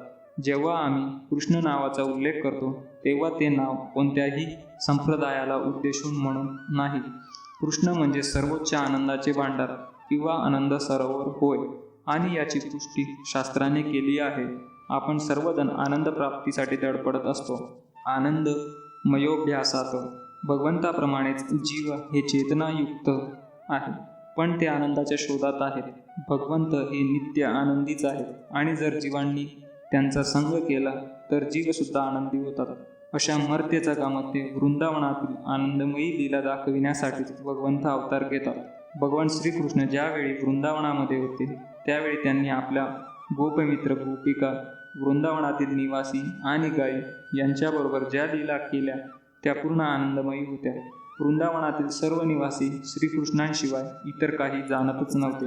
इतकेच नव्हे तर भगवान श्रीकृष्णांनी आपले पिता नंद महाराज यांना इंद्रदेवाची पूजा करण्यापासून देखील परावृत्त केले. कारण त्यांना ही वस्तुस्थिती दाखवून द्यायची होती की लोकांनी कोणत्याही देवतांची पूजा करण्याची गरज नाही. त्यांनी भगवंतांचीच पूजा करणे आवश्यक आहे. कारण त्यांचे अंतिम ध्येय भगवद धामास जाणे हे आहे. भगवान श्रीकृष्णांच्या धामाबद्दल भगवद्गीतेमधील 15व्या अध्यायाच्या 6व्या श्लोकामध्ये वर्णन आले आहे की न तद्भासयते सूर्यो न शशांको न पावकः यदगत्वा न निवर्तन्ते तद्भाम परमं मम. माझ्या परमधामाला सूर्य, चंद्र, अग्नी किंवा विद्युत शक्ती हे प्रकाशित करीत नाहीत. जे या परमधामात प्रवेश करतात ते पुन्हा कधीच या भौतिक जगामध्ये परत येत नाहीत. या श्लोकामध्ये शाश्वत आकाशाबद्दल वर्णन करण्यात आले आहे. अर्थात आकाशाबद्दलची आपली संकल्पना भौतिक आहे आणि आकाशाचा विचार आपण सूर्य, चंद्र, तारे इत्यादींच्या संबंधात करतो. पण या श्लोकामध्ये भगवंत सांगतात की शाश्वत आकाशामध्ये चंद्र, सूर्य किंवा अग्नीची गरजच नाही. कारण आध्यात्मिक जग भगवंतांपासून निघणाऱ्या दिव्य किरणांमुळे म्हणजेच ब्रह्मज्योतीमुळे प्रकाशित झालेले आहे. आपण महत्प्रयासाने इतर ग्रहांवर जाण्याचा प्रयत्न करीत आहोत, परंतु या इतके भगवंतांच्या परमधामाला जाणणे अवघड नाही. या परमधामाला गोलोक असे म्हटले जाते. ब्रह्मसंहितेमध्ये याचे अत्यंत सुंदर वर्णन करण्यात आले आहे. गोलोक एव निवसत्य खिलान्मभूतः. भगवंत नित्य गोलोकामध्ये निवास करतात.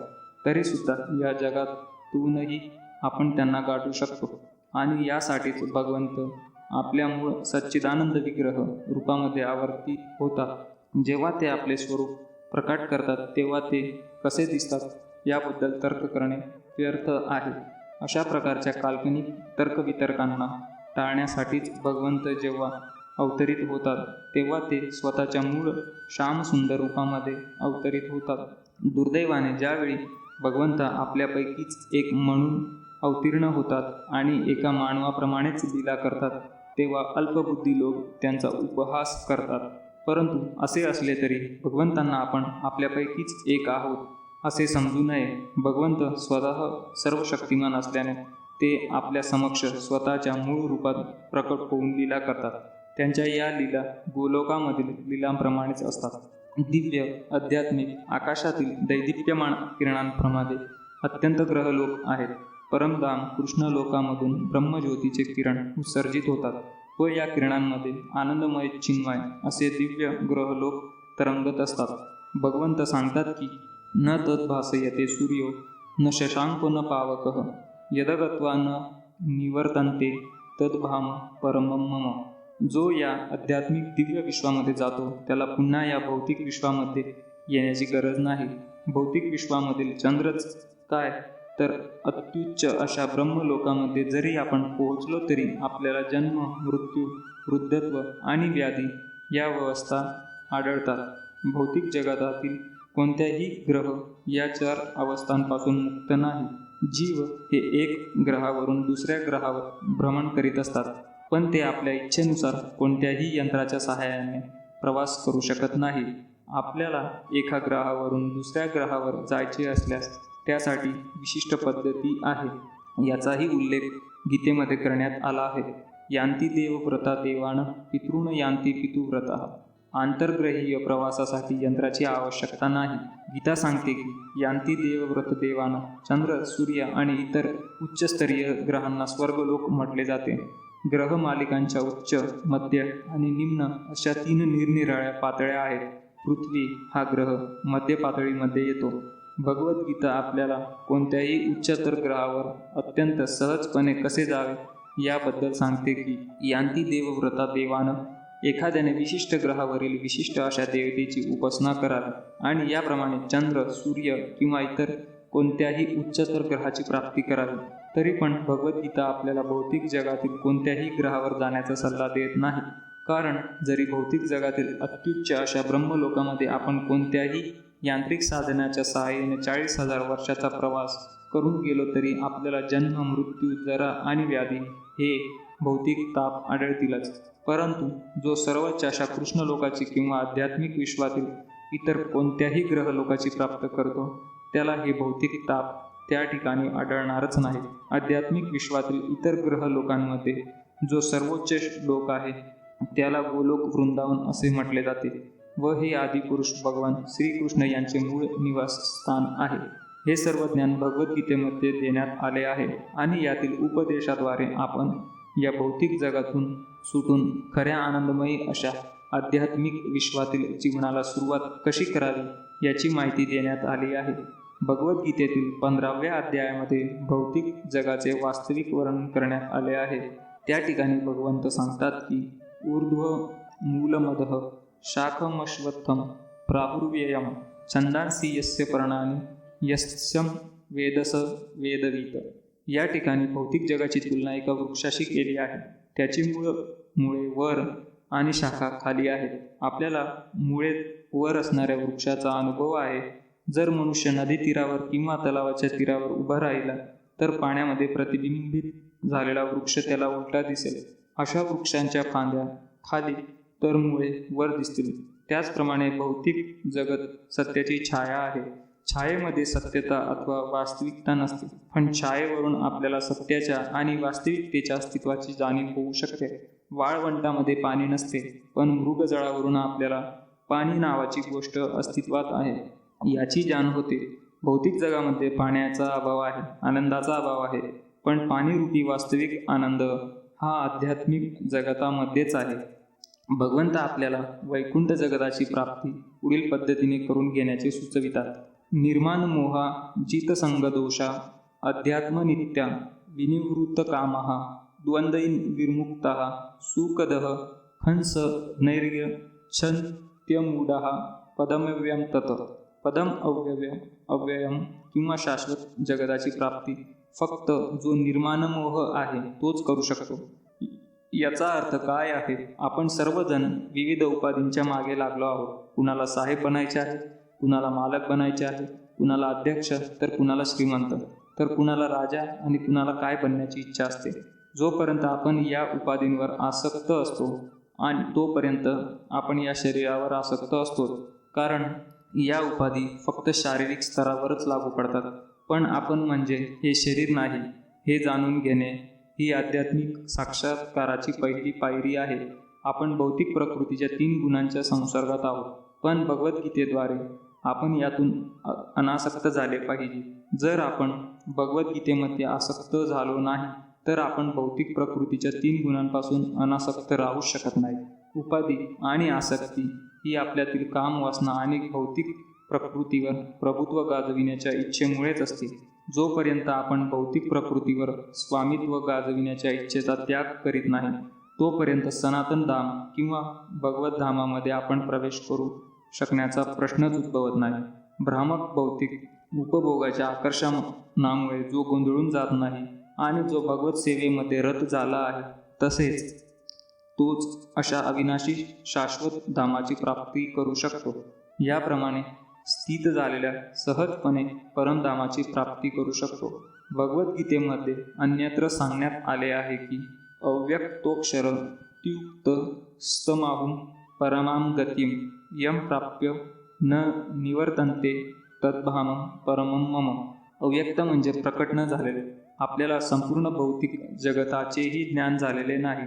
आपली इंद्रिये इतकी अपूर्ण आहेत की आपण या ब्रह्मांडातील सर्व तारेसुद्धा पाहू शकत नाही. वैदिक साहित्यामधून आपल्याला सर्व ग्रह ताऱ्यांबद्दल संपूर्ण माहिती प्राप्त होऊ शकते आणि यावर कुणाचा विश्वास असो अथवा नसो, सर्व महत्त्वपूर्ण ग्रहांचे वर्णन वेदांमध्ये विशेषतः श्रीमद भागवतात करण्यात आले आहे. ते या ठिकाणी या भौतिक विश्वापलीकडील आध्यात्मिक जगताचे वर्णन अव्यक्त किंवा अप्रकट म्हणून करण्यात आले. एखाद्याने अशा परमधामाची प्राप्ती करण्यासाठी प्रयत्न केला पाहिजे, कारण जो कोणी त्या धामाची प्राप्ती करीतो त्याला पुन्हा या भौतिक जगात परतावे लागत नाही. यानंतर एखाद्याला अशा भगवद्धामाची प्राप्ती कशी करावी असा प्रश्न पडेल, तर याबद्दलची माहिती 8व्या अध्यायात देण्यात आली आहे. अंतकाले च मामेव स्मरणत्वा क्लेवरम यह प्रयाती समद्भावं याती नास्त्यत्र संशयः. आयुष्याच्या शेवटी जो कोणी माझे स्मरण करीत देहत्याग करतो तो तात्काळ माझ्या धामाची प्राप्ती करतो, यात काहीच संशय नाही. मृत्यूसमयी जो श्रीकृष्णांचे स्मरण करतो तो श्रीकृष्णांना प्राप्त होतो. मनुष्याने भगवान श्रीकृष्णांच्या दिव्य स्वरूपाचे स्मरण करणे आवश्यक आहे. ज्याने दिव्य स्वरूपाचे चिंतन करीत देहत्याग केला आहे त्याला नक्कीच आध्यात्मिक धामाची प्राप्ती होते. मद्भावम शब्द परमपुरुषाच्या परमप्रकृतीला उद्देशून योजण्यात आला आहे. परमपुरुष हा सच्चिदानंद विग्रह आहे, म्हणजेच त्यांचे स्वरूप शाश्वत, ज्ञानमय आणि आनंदमय आहे. आपले वर्तमान शरीर सच्चिदानंद रूपी आहे. हे शरीर सत नसून असत आहे, शाश्वत नसून नश्वर आहे आणि चित्त किंवा ज्ञानमय नसून पूर्णपणे अज्ञानमय आहे. आपल्याला आध्यात्मिक जगताचे ज्ञान तर नाहीच नाही आणि या भौतिक जगताबद्दलही पूर्ण ज्ञान नाही, कारण या ठिकाणी आपल्याला अज्ञात अशा अद्याप कितीतरी गोष्टी आहेत. शरीरसुद्धा निरानंद म्हणजेच पूर्ण आनंदमयी असण्याऐवजी पूर्णपणे कष्टमय आहे. या शरीरामुळेच आपल्याला भौतिक जगामधील सर्व गोष्टी अनुभवायास लागतात.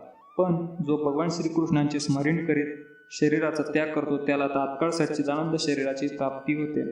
या देहाचा त्याग आणि दुसऱ्या देहाची प्राप्ती करण्याचा या भौतिक जगातील मार्गसुद्धा व्यवस्थितरित्या ठरविण्यात आला आहे. पुढील जन्मी मनुष्याला कोणत्या प्रकारचा देह प्राप्त होईल हे ठरल्यानंतरच मनुष्याचा मृत्यू होतो आणि याचा निर्णय स्वतः जीव घेत नसून उच्चतर अधिकारी घेतात. या जन्मातील कर्मानुसार आपली प्रगती अथवा अधोगती होते. हा जन्म म्हणजे पुढील जन्माची पूर्वतयारीच आहे. म्हणून या जन्मी जर आपण भगवत धामाची प्राप्ती करण्याची तयारी केली तर वर्तमान देहाच्या त्यागानंतर आपल्याला नक्कीच भगवंतांच्या दिव्य शरीराप्रमाणेच दिव्य शरीराची प्राप्ती होईल. पूर्वी सांगितल्याप्रमाणे निरनिराळ्या प्रकारचे अध्यात्मवादी असतात. उदाहरणार्थ ब्रह्मवादी, परमात्मावादी व भक्त. आणि आधी सांगितल्याप्रमाणे ब्रह्मज्योतीमध्ये अनंत असे ग्रहलोक असतात. या ग्रहलोकांची संख्या ही भौतिक जगातील ग्रहांपेक्षा खूप खूप पटीने मोठी आहे. हे भौतिक जग एकूण सृष्टीच्या 1/4 इतकेच आहे. एकांशेन स्थितो जगत. या आंशिक भौतिक जगतामध्ये पण अब्जावधी असे सूर्य, तारे आणि चंद्र असलेली लाखो कोट्यावधी ब्रह्मांडे आहेत. पण तरीसुद्धा एकूण निर्मितीच्या तुलनेत हे संपूर्ण भौतिक जगत म्हणजे एक लहानसा भाग आहे. अधिकांश निर्मिती ही आध्यात्मिक किंवा दिव्य धामाने व्यापण्यात आली आहे. ज्याला परमब्रह्मामध्ये विलीन होण्याची इच्छा असते तो भगवंतांच्या ब्रह्मज्योतीला प्राप्त होतो आणि या प्रकारे आध्यात्मिक जगताची प्राप्ती करतो. जो भक्त भगवंतांच्या सानिध्याची इच्छा करतो तो असंख्य अशा वैकुंठ लोकात प्रवेश करतो. श्री भगवान स्वतःच्या नारायण या चतुर्भुज विस्तारित रूपामध्ये आणि प्रद्युम्न, अनिरुद्ध, गोविंद इत्यादी नावांनी वैकुंठात प्रवेश करणाऱ्या भक्तांच्या सहवासात राहतात. म्हणून मृत्यूच्या शेवटच्या क्षणी अध्यात्मवादी ब्रह्मज्योती, परमात्मा किंवा भगवान श्रीकृष्ण यांचे चिंतन करतात. सर्वच बाबतीत ते आध्यात्मिक जगतामध्येच प्रवेश करतात. परंतु जो भक्त आहे किंवा जो साक्षात भगवंतांशी संबंधित आहे तोच वैकुंठ लोकामध्ये अथवा गोलोक वृंदावन धामात प्रवेश करतो. भगवंत पुढे सांगतात की या बाबतीत कोणीही संशय घेऊ नये आणि यावर आपला दृढ विश्वास असला पाहिजे. आपल्या कल्पनांशी सुसंगत अशी गोष्ट नाही म्हणून आपण ती नाकारू नये. आपली मनोवृत्ती अर्जुनाप्रमाणे असली पाहिजे. तुम्ही जे सांगत आहात त्या सर्व गोष्टींवर माझा पूर्ण विश्वास आहे. म्हणून ज्यावेळी भगवंत सांगतात की जो कोणी मृत्यूसमयी ब्रह्म, परमात्मा किंवा भगवान म्हणून माझे चिंतन करतो तो नक्कीच आध्यात्मिक जगतामध्ये प्रवेश करतो, याबद्दल कोणीही संशय ठेवू नये. याबद्दल अविश्वास व्यक्त करण्याचा प्रश्नच उद्भवत नाही. भगवंतांचे मृत्यूसमयी केवळ स्मरण केल्याने आध्यात्मिक जगामध्ये सहजपणे प्रवेश होऊ शकेल अशा सर्वसामान्य सिद्धांत भगवद्गीतेतही सांगितला आहे.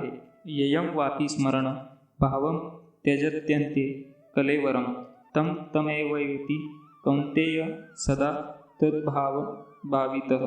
ज्या भावाचे स्मरण करीत एखादा वर्तमान देहाचा त्याग करतो त्याच भावस्थितीची प्राप्ती तो पुढील जन्मात निश्चितपणे करतो.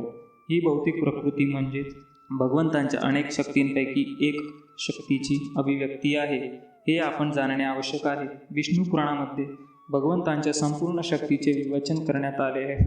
विष्णू शक्ती पराप्रोक्ता क्षेत्रज्ञाख्या तथा परा अविद्यज्ञा कर्मसंज्ञा तृतीया शक्तिरिष्यते. परमेश्वराच्या वैविध्यपूर्ण अशा अनंत शक्ती आहेत, ज्या आपल्या कल्पनेच्या पलीकडे आहेत. तरीसुद्धा श्रेष्ठ अशा ज्ञानी ऋषीमुनींनी आणि मुक्त जीवांनी या सर्व शक्तींचा अभ्यास करून त्यांचे 3 विभाग केले आहेत. या सर्व शक्ती विष्णू शक्ती म्हणजेच भगवान श्री विष्णूंच्या वैविध्यपूर्ण अशा अनंत शक्ती आहेत. प्रथम शक्ती म्हणजे परा किंवा दिव्य आहे. पूर्वी सांगितल्याप्रमाणे जीव हे पराशक्तीमध्ये येतात. इतर शक्ती किंवा भौतिक शक्ती या तमोगुणांमध्ये येतात. मृत्यूसमयी आपण या भौतिक जगातील कनिष्ठ शक्तीमध्ये राहू शकतो अथवा आध्यात्मिक जगातील दिव्य शक्तीची प्राप्ती करू शकतो. म्हणून भगवद्गीता सांगते की येयं वापी स्मरण भावं त्यज्यन्ते त्यन्ते कलेवरम तम तमेवैति कौन्तेय सदा तद्भाव भावितः. ज्या भावाचे स्मरण करत एखादा वर्तमान देहाचा त्याग करतो, त्याच भावस्थितीची प्राप्ती तो पुढील जन्मात निश्चितपणे करतो. आपल्याला जीवनामध्ये एकतर भौतिक किंवा आध्यात्मिक जगताबद्दल चिंतन करण्याची सवय असते. आपल्याला जर भौतिक जगताबद्दल चिंतन न करता आध्यात्मिक जगताबद्दल चिंतन करायचे असेल तर ते कसे करावे? आपल्याकडील विपुल साहित्य आहे, जे आपल्या विचारांना मायाशक्तीने वृत्तपत्रे, मासिके, कादंबऱ्या इत्यादी व्यापून टाकते. आपण या साहित्यातील लक्ष काढून वैदिक साहित्यामध्ये आपली विचारशक्ती गुंतविली पाहिजे. आणि यासाठीच तो ऋषी महर्षींनी पुराणे इत्यादी पुष्कळ वैदिक साहित्याची रचना केली. पुराणे ही काल्पनिक नसून ती ऐतिहासिक आहेत. चैतन्य चरितामृतांमध्ये पुढील श्लोक आढळतो. मायामुग्ध जीवेर नाही स्वतः कृष्ण ज्ञान जीवेरे कृपायल कैला कृष्ण वेद पुराण. स्मृतिभ्रष्ट किंवा मायामुक्त जीवांना किंवा बद्ध जीवांना त्यांच्या परमेश्वराची असणाऱ्या संबंधाचे विस्मरण झाले आहे आणि जीव हे भौतिक कार्य करण्यात मग्न झाले आहेत. जीवांची विचारशक्ती अथवा भावना आध्यात्मिक दिव्य जगताकडे वळविण्यासाठी कृष्णद्वैपायन व्यासांनी विपुल वैदिक साहित्य दिले आहे. सर्वप्रथम त्यांनी वेदांचे 4 विभाग केले आहे. नंतर त्यांचे विश्लेषण पुराणांमध्ये केले आणि अल्पबुद्धी लोकांसाठी त्यांनी महाभारत लिहिले. महाभारतामध्येच भगवद्गीता सांगण्यात आली. यानंतर संपूर्ण वैदिक साहित्य सारांश रूपात वेदांत सूत्रामध्ये सांगितले आणि भावी मार्गदर्शनासाठी वेदांत सूत्रावर सहज आणि सुंदर अशी श्रीमद भागवत नामक व्याख्या लिहिली. या वैदिक शास्त्रांचे चिंतन, मनन आणि अध्ययन करण्यामध्येच आपण आपले मन गुंतविले पाहिजे. ज्याप्रमाणे भौतिकवादी लोक मनोरंजनासाठी किंवा विरंगुळ्यासाठी वर्तमानपत्रे, कादंबरी इत्यादी अनेक प्रकारच्या जडवादी साहित्याचे वाचन करतात, त्याचप्रमाणे आपण आपले मन व्यासदेवाने दिलेले ग्रंथ साहित्य वाचण्याकडे वळविले पाहिजे. आणि असे केल्यानेच आपण मृत्यूच्या अंतिम क्षणी भगवंतांचे स्मरण करू शकू. भगवंतांनी सुचविलेला हा एकच मार्ग आहे आणि त्याच्या यशाच्या खात्रीबद्दल भगवंत सांगतात की याबद्दल मुळीच संदेह नाही. तस्मात् सर्वेषु कालेषु मामनुस्मर युद्धच मयार्पित मनोबुद्धिर्मा मे वैशस्य संशयः. म्हणून अर्जुना, तू नित्य माझे कृष्ण रूपामध्ये चिंतन करून युद्ध करण्याचे कर्तव्याचे पालन केले पाहिजेस. तुझे कार्य मला अर्पण केल्यामुळे आणि मन व बुद्धी माझ्यावर केंद्रित केल्यामुळे तू निसंदेह माझी प्राप्ती करशील. अर्जुनाने त्याच्या कर्तव्याचा त्याग करून फक्त भगवंतांचे स्मरण करावे असे भगवंत त्याला सांगत नाहीत. भगवंत कोणतीही अव्यवहार्थ गोष्ट कधीच सांगत नाही. या भौतिक जगामध्ये शारीरिक पालन पोषण करण्यासाठी प्रत्येकाला कर्म हे केलेच पाहिजे. कर्मानुसार मानवी समाजाचे ब्राह्मण, क्षत्रिय, वैश्य आणि शूद्र असे 4 वर्णांमध्ये विभाजन करण्यात आले आहे. ब्राह्मण किंवा बुद्धिमान वर्ग एक विशिष्ट प्रकारचे कर्म करतात. क्षत्रिय किंवा प्रशासकीय वर्ग एक प्रकारचे विशिष्ट कर्म करतात आणि व्यापारी व कामगार वर्ग त्यांचे विशिष्ट प्रकारचे कर्म करतात. मानवी समाजामध्ये जर कोणी कामगार, व्यापारी, प्रशासक किंवा शेतकरी असेल अथवा उच्चवर्णीय साहित्यिक, वैज्ञानिक किंवा धर्मशास्त्रात निपुण असला तरी त्याला स्वतःचे अस्तित्व टिकविण्यासाठी कर्म करावेच लागतात. यासाठी भगवंत अर्जुनाला सांगतात की त्याने त्याच्या कर्तव्याचा त्याग करण्याची गरज नाही. जर भगवंत ते करत तर त्याचे पालन करतातच. भगवान श्रीकृष्णांचे चिंतन करणे आवश्यक आहे. जर एखाद्याने स्वतःचे अस्तित्व टिकविण्याची धडपड करतेवेळी श्रीकृष्णांचे स्मरण करण्याचा सराव केला नाही तर त्याला मृत्यूसमयी भगवान श्रीकृष्णांचे स्मरण करणे शक्य होणार नाही. श्री चैतन्य महाप्रभूही हे सुचवितात. ते सांगतात की कीर्तनीय सदा हरी. प्रत्येकाने भगवंताच्या नामस्मरणाची सवय लावली पाहिजे. म्हणून भगवान श्रीकृष्णाने अर्जुनाला सांगितलेला उपदेश माझे स्मरण कर आणि भगवान श्री चैतन्य महाप्रभूंनी सांगितलेला उपदेश, नित्य भगवान श्रीकृष्णांचे नामस्मरण करा, हे दोन्ही सारखेच आहेत. यामध्ये भेद मिळणार नाही, कारण कृष्ण आणि त्यांचे दिव्य नाम हे एकच आहे. परमसत्याच्या स्तरावर नाम आणि नाम यामध्ये काहीच फरक नाही.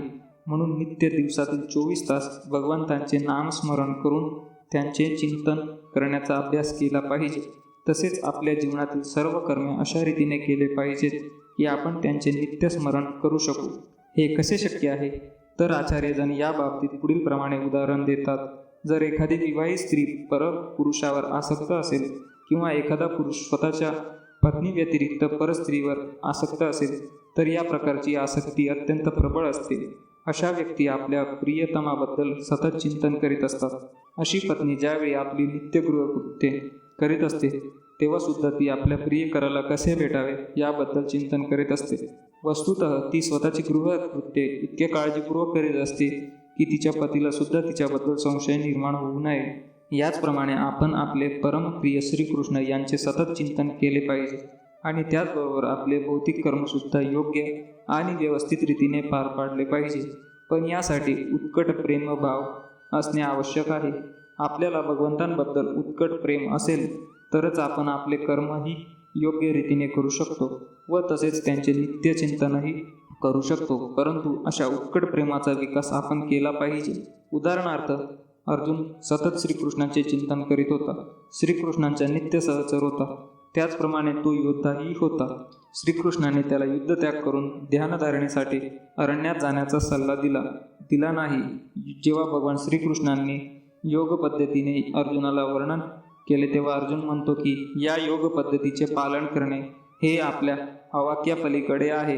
अर्जुन उवाच योयम योगस्त्वया प्रोक्तम साम्येन मधुसूदन एतस्यायम न पश्यामी चंचलत्वात स्थितीम स्थिराम. अर्जुन म्हणाला, हे मधुसूदना, ज्या योग पद्धतीचे वर्णन तुम्ही केले आहे ते अव्यवहार्य आणि असह्य वाटते, कारण मन हे चंचल आणि अस्थिर आहे. पण भगवान सांगतात, योगी नामपि सर्वेषां मदगते नांतरांतमा श्रद्धावान भजते यो मां स्वे मे युक्ततमो मतः. सर्व योगी जनांमध्ये जो दृढ श्रद्धापूर्वक सदैव माझ्यामध्ये निवास करतो, अंतःकरणात माझे चिंतन करतो आणि माझी दिव्य प्रेममयी सेवा करतो, तो योगाद्वारे माझा अत्यंत निकट संबंधी होतो. आणि असा हा योगी सर्व योग्यांमध्ये श्रेष्ठ आहे असे माझे मत आहे. म्हणून जो भगवंतांचे निरंतर स्मरण करतो तो सर्वश्रेष्ठ योगी, ज्ञानी तसेच सर्वश्रेष्ठ भक्तही आहे. पुढे जाऊन भगवंत अर्जुनाला सांगतात की अर्जुन हा क्षत्रिय असल्यामुळे तो युद्ध टाळू शकत नाही. पण जर त्याने श्रीकृष्णांचे चिंतन करीत युद्ध केले तर तो मृत्यूसमयी श्रीकृष्णांचे चिंतन करू शकेल. मात्र यासाठी मनुष्याने परमेश्वराचा दिव्य प्रेममयी सेवेमध्ये शरणागत होणे आवश्यक आहे. वास्तविकपणे आपण आपल्या शरीराद्वारे कार्य करीत नसून मन आणि बुद्धीद्वारे करीत असतो. म्हणून बुद्धी आणि मन जर निरंतर भगवंतांच्या चिंतनामध्ये संलग्न केले तर स्वाभाविकपणे सर्व इंद्रिये सुद्धा भगवंतांच्या सेवेमध्ये संलग्न होतात. वरकरणी पाहिल्यास इंद्रियांची कार्ये सारखीच दिसतात, पण त्यामागील भावना निराळी असते. मन आणि बुद्धीला भगवंतांच्या चिंतनात कसे संलग्न करावे याबद्दल भगवद्गीता शिकविते. अशा प्रकारे संलग्न झाल्याने मनुष्य भगवद्धामात प्रवेश करू शकतो. जर मनाला श्रीकृष्णांच्या सेवेमध्ये मग्न केले तर सर्व इंद्रिये आपोआपच त्यांच्या सेवेमध्ये मग्न होतात. श्रीकृष्णांच्या चिंतनास पूर्णपणे संलग्न होणे ही एक दिव्य कला आहे आणि हेच भगवद्गीतेचे रहस्यही आहे. आधुनिक मानवाने चंद्रावर जाण्यासाठी खडतर परिश्रम केले आहेत, पण त्याने स्वतःचा आध्यात्मिक उद्धार करण्यासाठी काहीच खडतर प्रयत्न केले नाहीत. जर एखाद्या पुढे 50 वर्षा इतके आयुष्य असेल तर त्याने असा अल्प समय पुरुषोत्तम श्री भगवान यांचे चिंतन इत्यादी करण्यासाठी आवश्यक अभ्यास आणि त्याचा विकास करण्यामध्ये स्वतःला संलग्न केले पाहिजे. हाच भक्ती मार्ग आहे. श्रवणम कीर्तनम विष्णोः स्मरणम पादसेवनम अर्चनम वंदनम दास्यम सख्यम आत्मा निवेदनम. या 9 विधींपैकी सर्वात सोपी म्हणजे श्रवणम किंवा साक्षात्कारी व्यक्तीकडून भगवद्गीतेचे श्रवण करणे ही आहे. यामुळेच मनुष्य परमेश्वराचे चिंतन करण्यास प्रवृत्त होऊ शकेल. अशा स्मरणामुळे भगवत चिंतन सुलभ होते आणि देहत्यागानंतर मनुष्याला असे दिव्य शरीर प्राप्त होऊ शकेल की जे भगवंतांच्या सानिध्यात राहण्यास उपयुक्त असेल. भगवंत पुढे सांगतात की अभ्यासयोग युक्तेन चेतसा नान्यगामिना परम पुरुषम दिव्यम याती पार्थानु चिंतनयन. हे अर्जुना, जो पुरुषोत्तम श्री भगवान म्हणून माझे ध्यान करतो, ज्याचे मन दृढ निश्चयाने विचलित न होता माझे चिंतन करण्यात संलग्न झाले आहे, तो निश्चितपणे माझी प्राप्ती करतो. हा मार्ग अधिक खडतर नाही, तरीसुद्धा मनुष्याने अनुभवी व्यक्तीकडून ज्ञान घेणे आवश्यक आहे. तद्विज्ञानार्थनं स गुरुमेवा विगच्छेत. जी व्यक्ती या पद्धतीचा अवलंब करीत आहे, अशा व्यक्तीचा एखाद्याने आश्रय घेणे आवश्यक आहे. मन हे सतत एका गोष्टीकडून दुसऱ्या गोष्टीकडे धावत असते, परंतु मनुष्याने स्वतःचे मन नित्य भगवान श्रीकृष्ण किंवा त्यांच्या नामावर एकाग्र करण्यासाठी अध्ययन केले पाहिजे. स्वभावतःच मन हे चंचल असल्याने इकडे तिकडे धावत असते, पण ते श्रीकृष्णांच्या दिव्य नामध्वनीवर स्थिर होऊ शकते. याप्रमाणे मनुष्याने परमपुरुषम किंवा आध्यात्मिक जगतातील पुरुषोत्तम श्री भगवान यांचे ध्यान करून त्यांची प्राप्ती करावी. अंतिम साक्षात्कारासाठी किंवा अंतिम ध्येय प्राप्तीसाठीचा मार्ग आणि साधने याबद्दलचे ज्ञान भगवद्गीतेमध्ये सांगण्यात आले आहे आणि या ज्ञानाची द्वारे सर्वांसाठी उघडी आहे. येथे कोणालाही आडकाठी नाही. सर्व श्रेणींमधील लोक भगवान श्रीकृष्णांचे चिंतन करून त्यांची प्राप्ती करू शकतात, कारण त्यांचे चिंतन करणे आणि त्यांच्याबद्दल श्रवण करणे हे सर्वांना शक्य आहे. भगवंत पुढे सांगतात, मा ही पार्थ व्यपाश्रित्य येपि स्वीय पापयोनः स्त्रियो वैशास्य तथा शुधास्तेपि यान्ति परां गतिम किं पुनर्ब्राह्मणा पुण्या भक्ता राजर्ष स्थितता अनित्यमसुखं लोकमिमं प्राप्य भजस्व माम.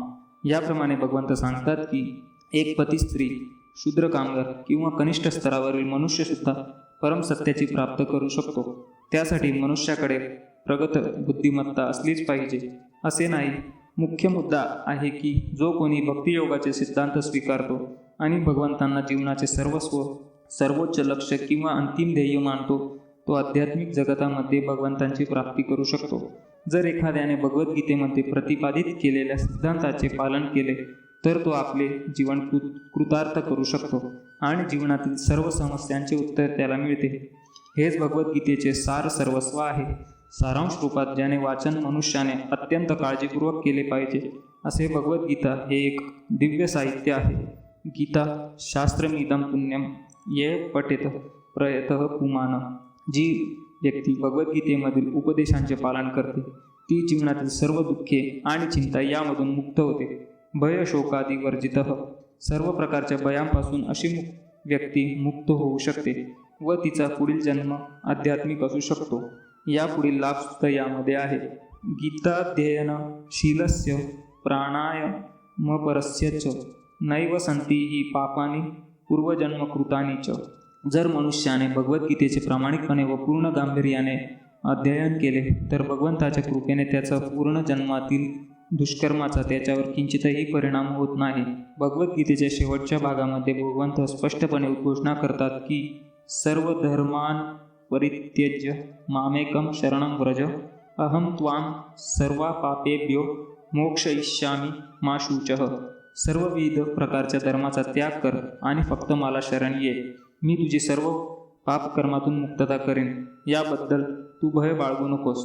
याप्रमाणे जो भगवंतांना शरण जातो त्याची जबाबदारी स्वतः भगवंत घेतात आणि अशा व्यक्तीची सर्व प्रकारच्या पापकर्मातून मुक्तता करतात. मलिने मोचनं पुंसां जलस्नानं दिने दिने सर्कुद्गीता मृतस्नानं संसारमल नाशनम. प्रतिदिन मनुष्य पाण्याने स्नान करून स्वच्छ होत असेल, परंतु जर एखाद्याने एकदा सुद्धा पवित्र जलरूपीमध्ये भगवद्गीतेमध्ये स्नान केले तर त्याची भौतिक जीवनाची मलिनता पूर्णपणे नष्ट होते. गीता सुगीता कर्तव्या किमन्येह शास्त्र विस्तरेह या स्वयं पद्मनाभस्य मुख पद्माद्विनी श्रुता. भगवद्गीता ही स्वतः पुरुषोत्तम श्री भगवान यांनी सांगितल्यामुळे एखाद्याने जर कोणतीही वैदिक साहित्याची वाचण्याची गरज नाही. केवळ व्यक्तीने लक्षपूर्वक आणि नियमितपणे भगवद्गीतेचे श्रवण आणि अध्ययन करणे आवश्यक आहे. वर्तमान युगामध्ये लोक भौतिक कार्यात इतके मग्न आहेत की त्यांना संपूर्ण वैदिक साहित्याचे वाचन करणे शक्य नाही आणि याची गरजही नाही. भगवद्गीता हा एकच ग्रंथ पुरेसा आहे, कारण गीता ही संपूर्ण वैदिक ज्ञानाचे सार आहे. तसेच ती स्वतः पुरुषोत्तम श्री भगवंतांनी सांगितली आहे असे म्हटले जाते. भारतामृत सर्वस्वम विष्णू वक्त्राद्विनी स्मृतमः गीता गंडोदकम पित्वा पुनर्जन्म न विद्यते. जो गंगेचे पाणी प्राशन करतो त्याला मुक्ती प्राप्त होते, तर जो भगवद्गीतेचे अमृत प्राशन करतो त्याच्याबद्दल काय सांगावे. भगवद्गीता ही महाभारतातील अमृत आहे, कारण ती स्वतः आदी विष्णू भगवान श्रीकृष्णांनी सांगितली आहे. भगवद्गीता ही पुरुषोत्तम श्री भगवान यांच्या मुखातून प्रकट होते, तर गंगा ही त्यांच्या चरणकमलातून उत्पन्न होते. अर्थात भगवंतांचे मुख आणि चरणकमल यामध्ये काहीच फरक नाही.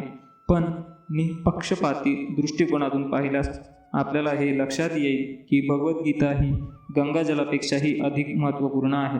सर्वोपनिषदो गावो दोग्धा गोपालनंदनः पार्थो वत्सः सुधीर्भोक्तां दुग्ध गीतामृतम महत. सर्व उपनिषदांचे सार असलेले गीतोपनिषद किंवा भगवद्गीता ही एका गायीप्रमाणे आहे आणि गोपाल मुख्यतः विख्यात असलेले भगवान श्रीकृष्ण तिचे दूध काढत आहेत. अर्जुन हा वासराप्रमाणे आहे, तर विज्ञानजन आणि शुद्ध भक्त हे भगवद्गीतेचे अमृततुल्य दूधप्राशन करणारे आहेत. एकम शास्त्रम देवकी पुत्र गीतम एको देवो देवकी पुत्र एव एको मंत्र तस्य नामानि यानी कर्माप्येकम तस्य देवस्य सेवा. वर्तमान काळात लोक एकच शास्त्र, एकच परमेश्वर, एकच धर्म आणि एकच व्यवसाय असण्यासाठी अत्यंत उत्सुक आहेत. म्हणून एकम शास्त्रम देवकी पुत्र गीतम अखिल विश्वाकरिता भगवद्गीता हे एकच शास्त्र असावे. एको देव देवकी पुत्र एव अखिल विश्वाकरिता श्रीकृष्ण हे एकच परमेश्वर असावे. एको मंत्रस्त्यस्य नामनी एकच मंत्र, एकच प्रार्थना असावी आणि ती म्हणजे त्यांच्या पवित्र नामाचा जप. हरे कृष्णा कृष्णा कृष्णा हरे हरे, हरे राम राम राम हरे हरे. कर्मापेकम तस्य देवस्य सेवा. सर्वांसाठी एकच कर्म असावे व ते म्हणजे भगवंताची भक्तिमय सेवा. जय श्री कृष्ण.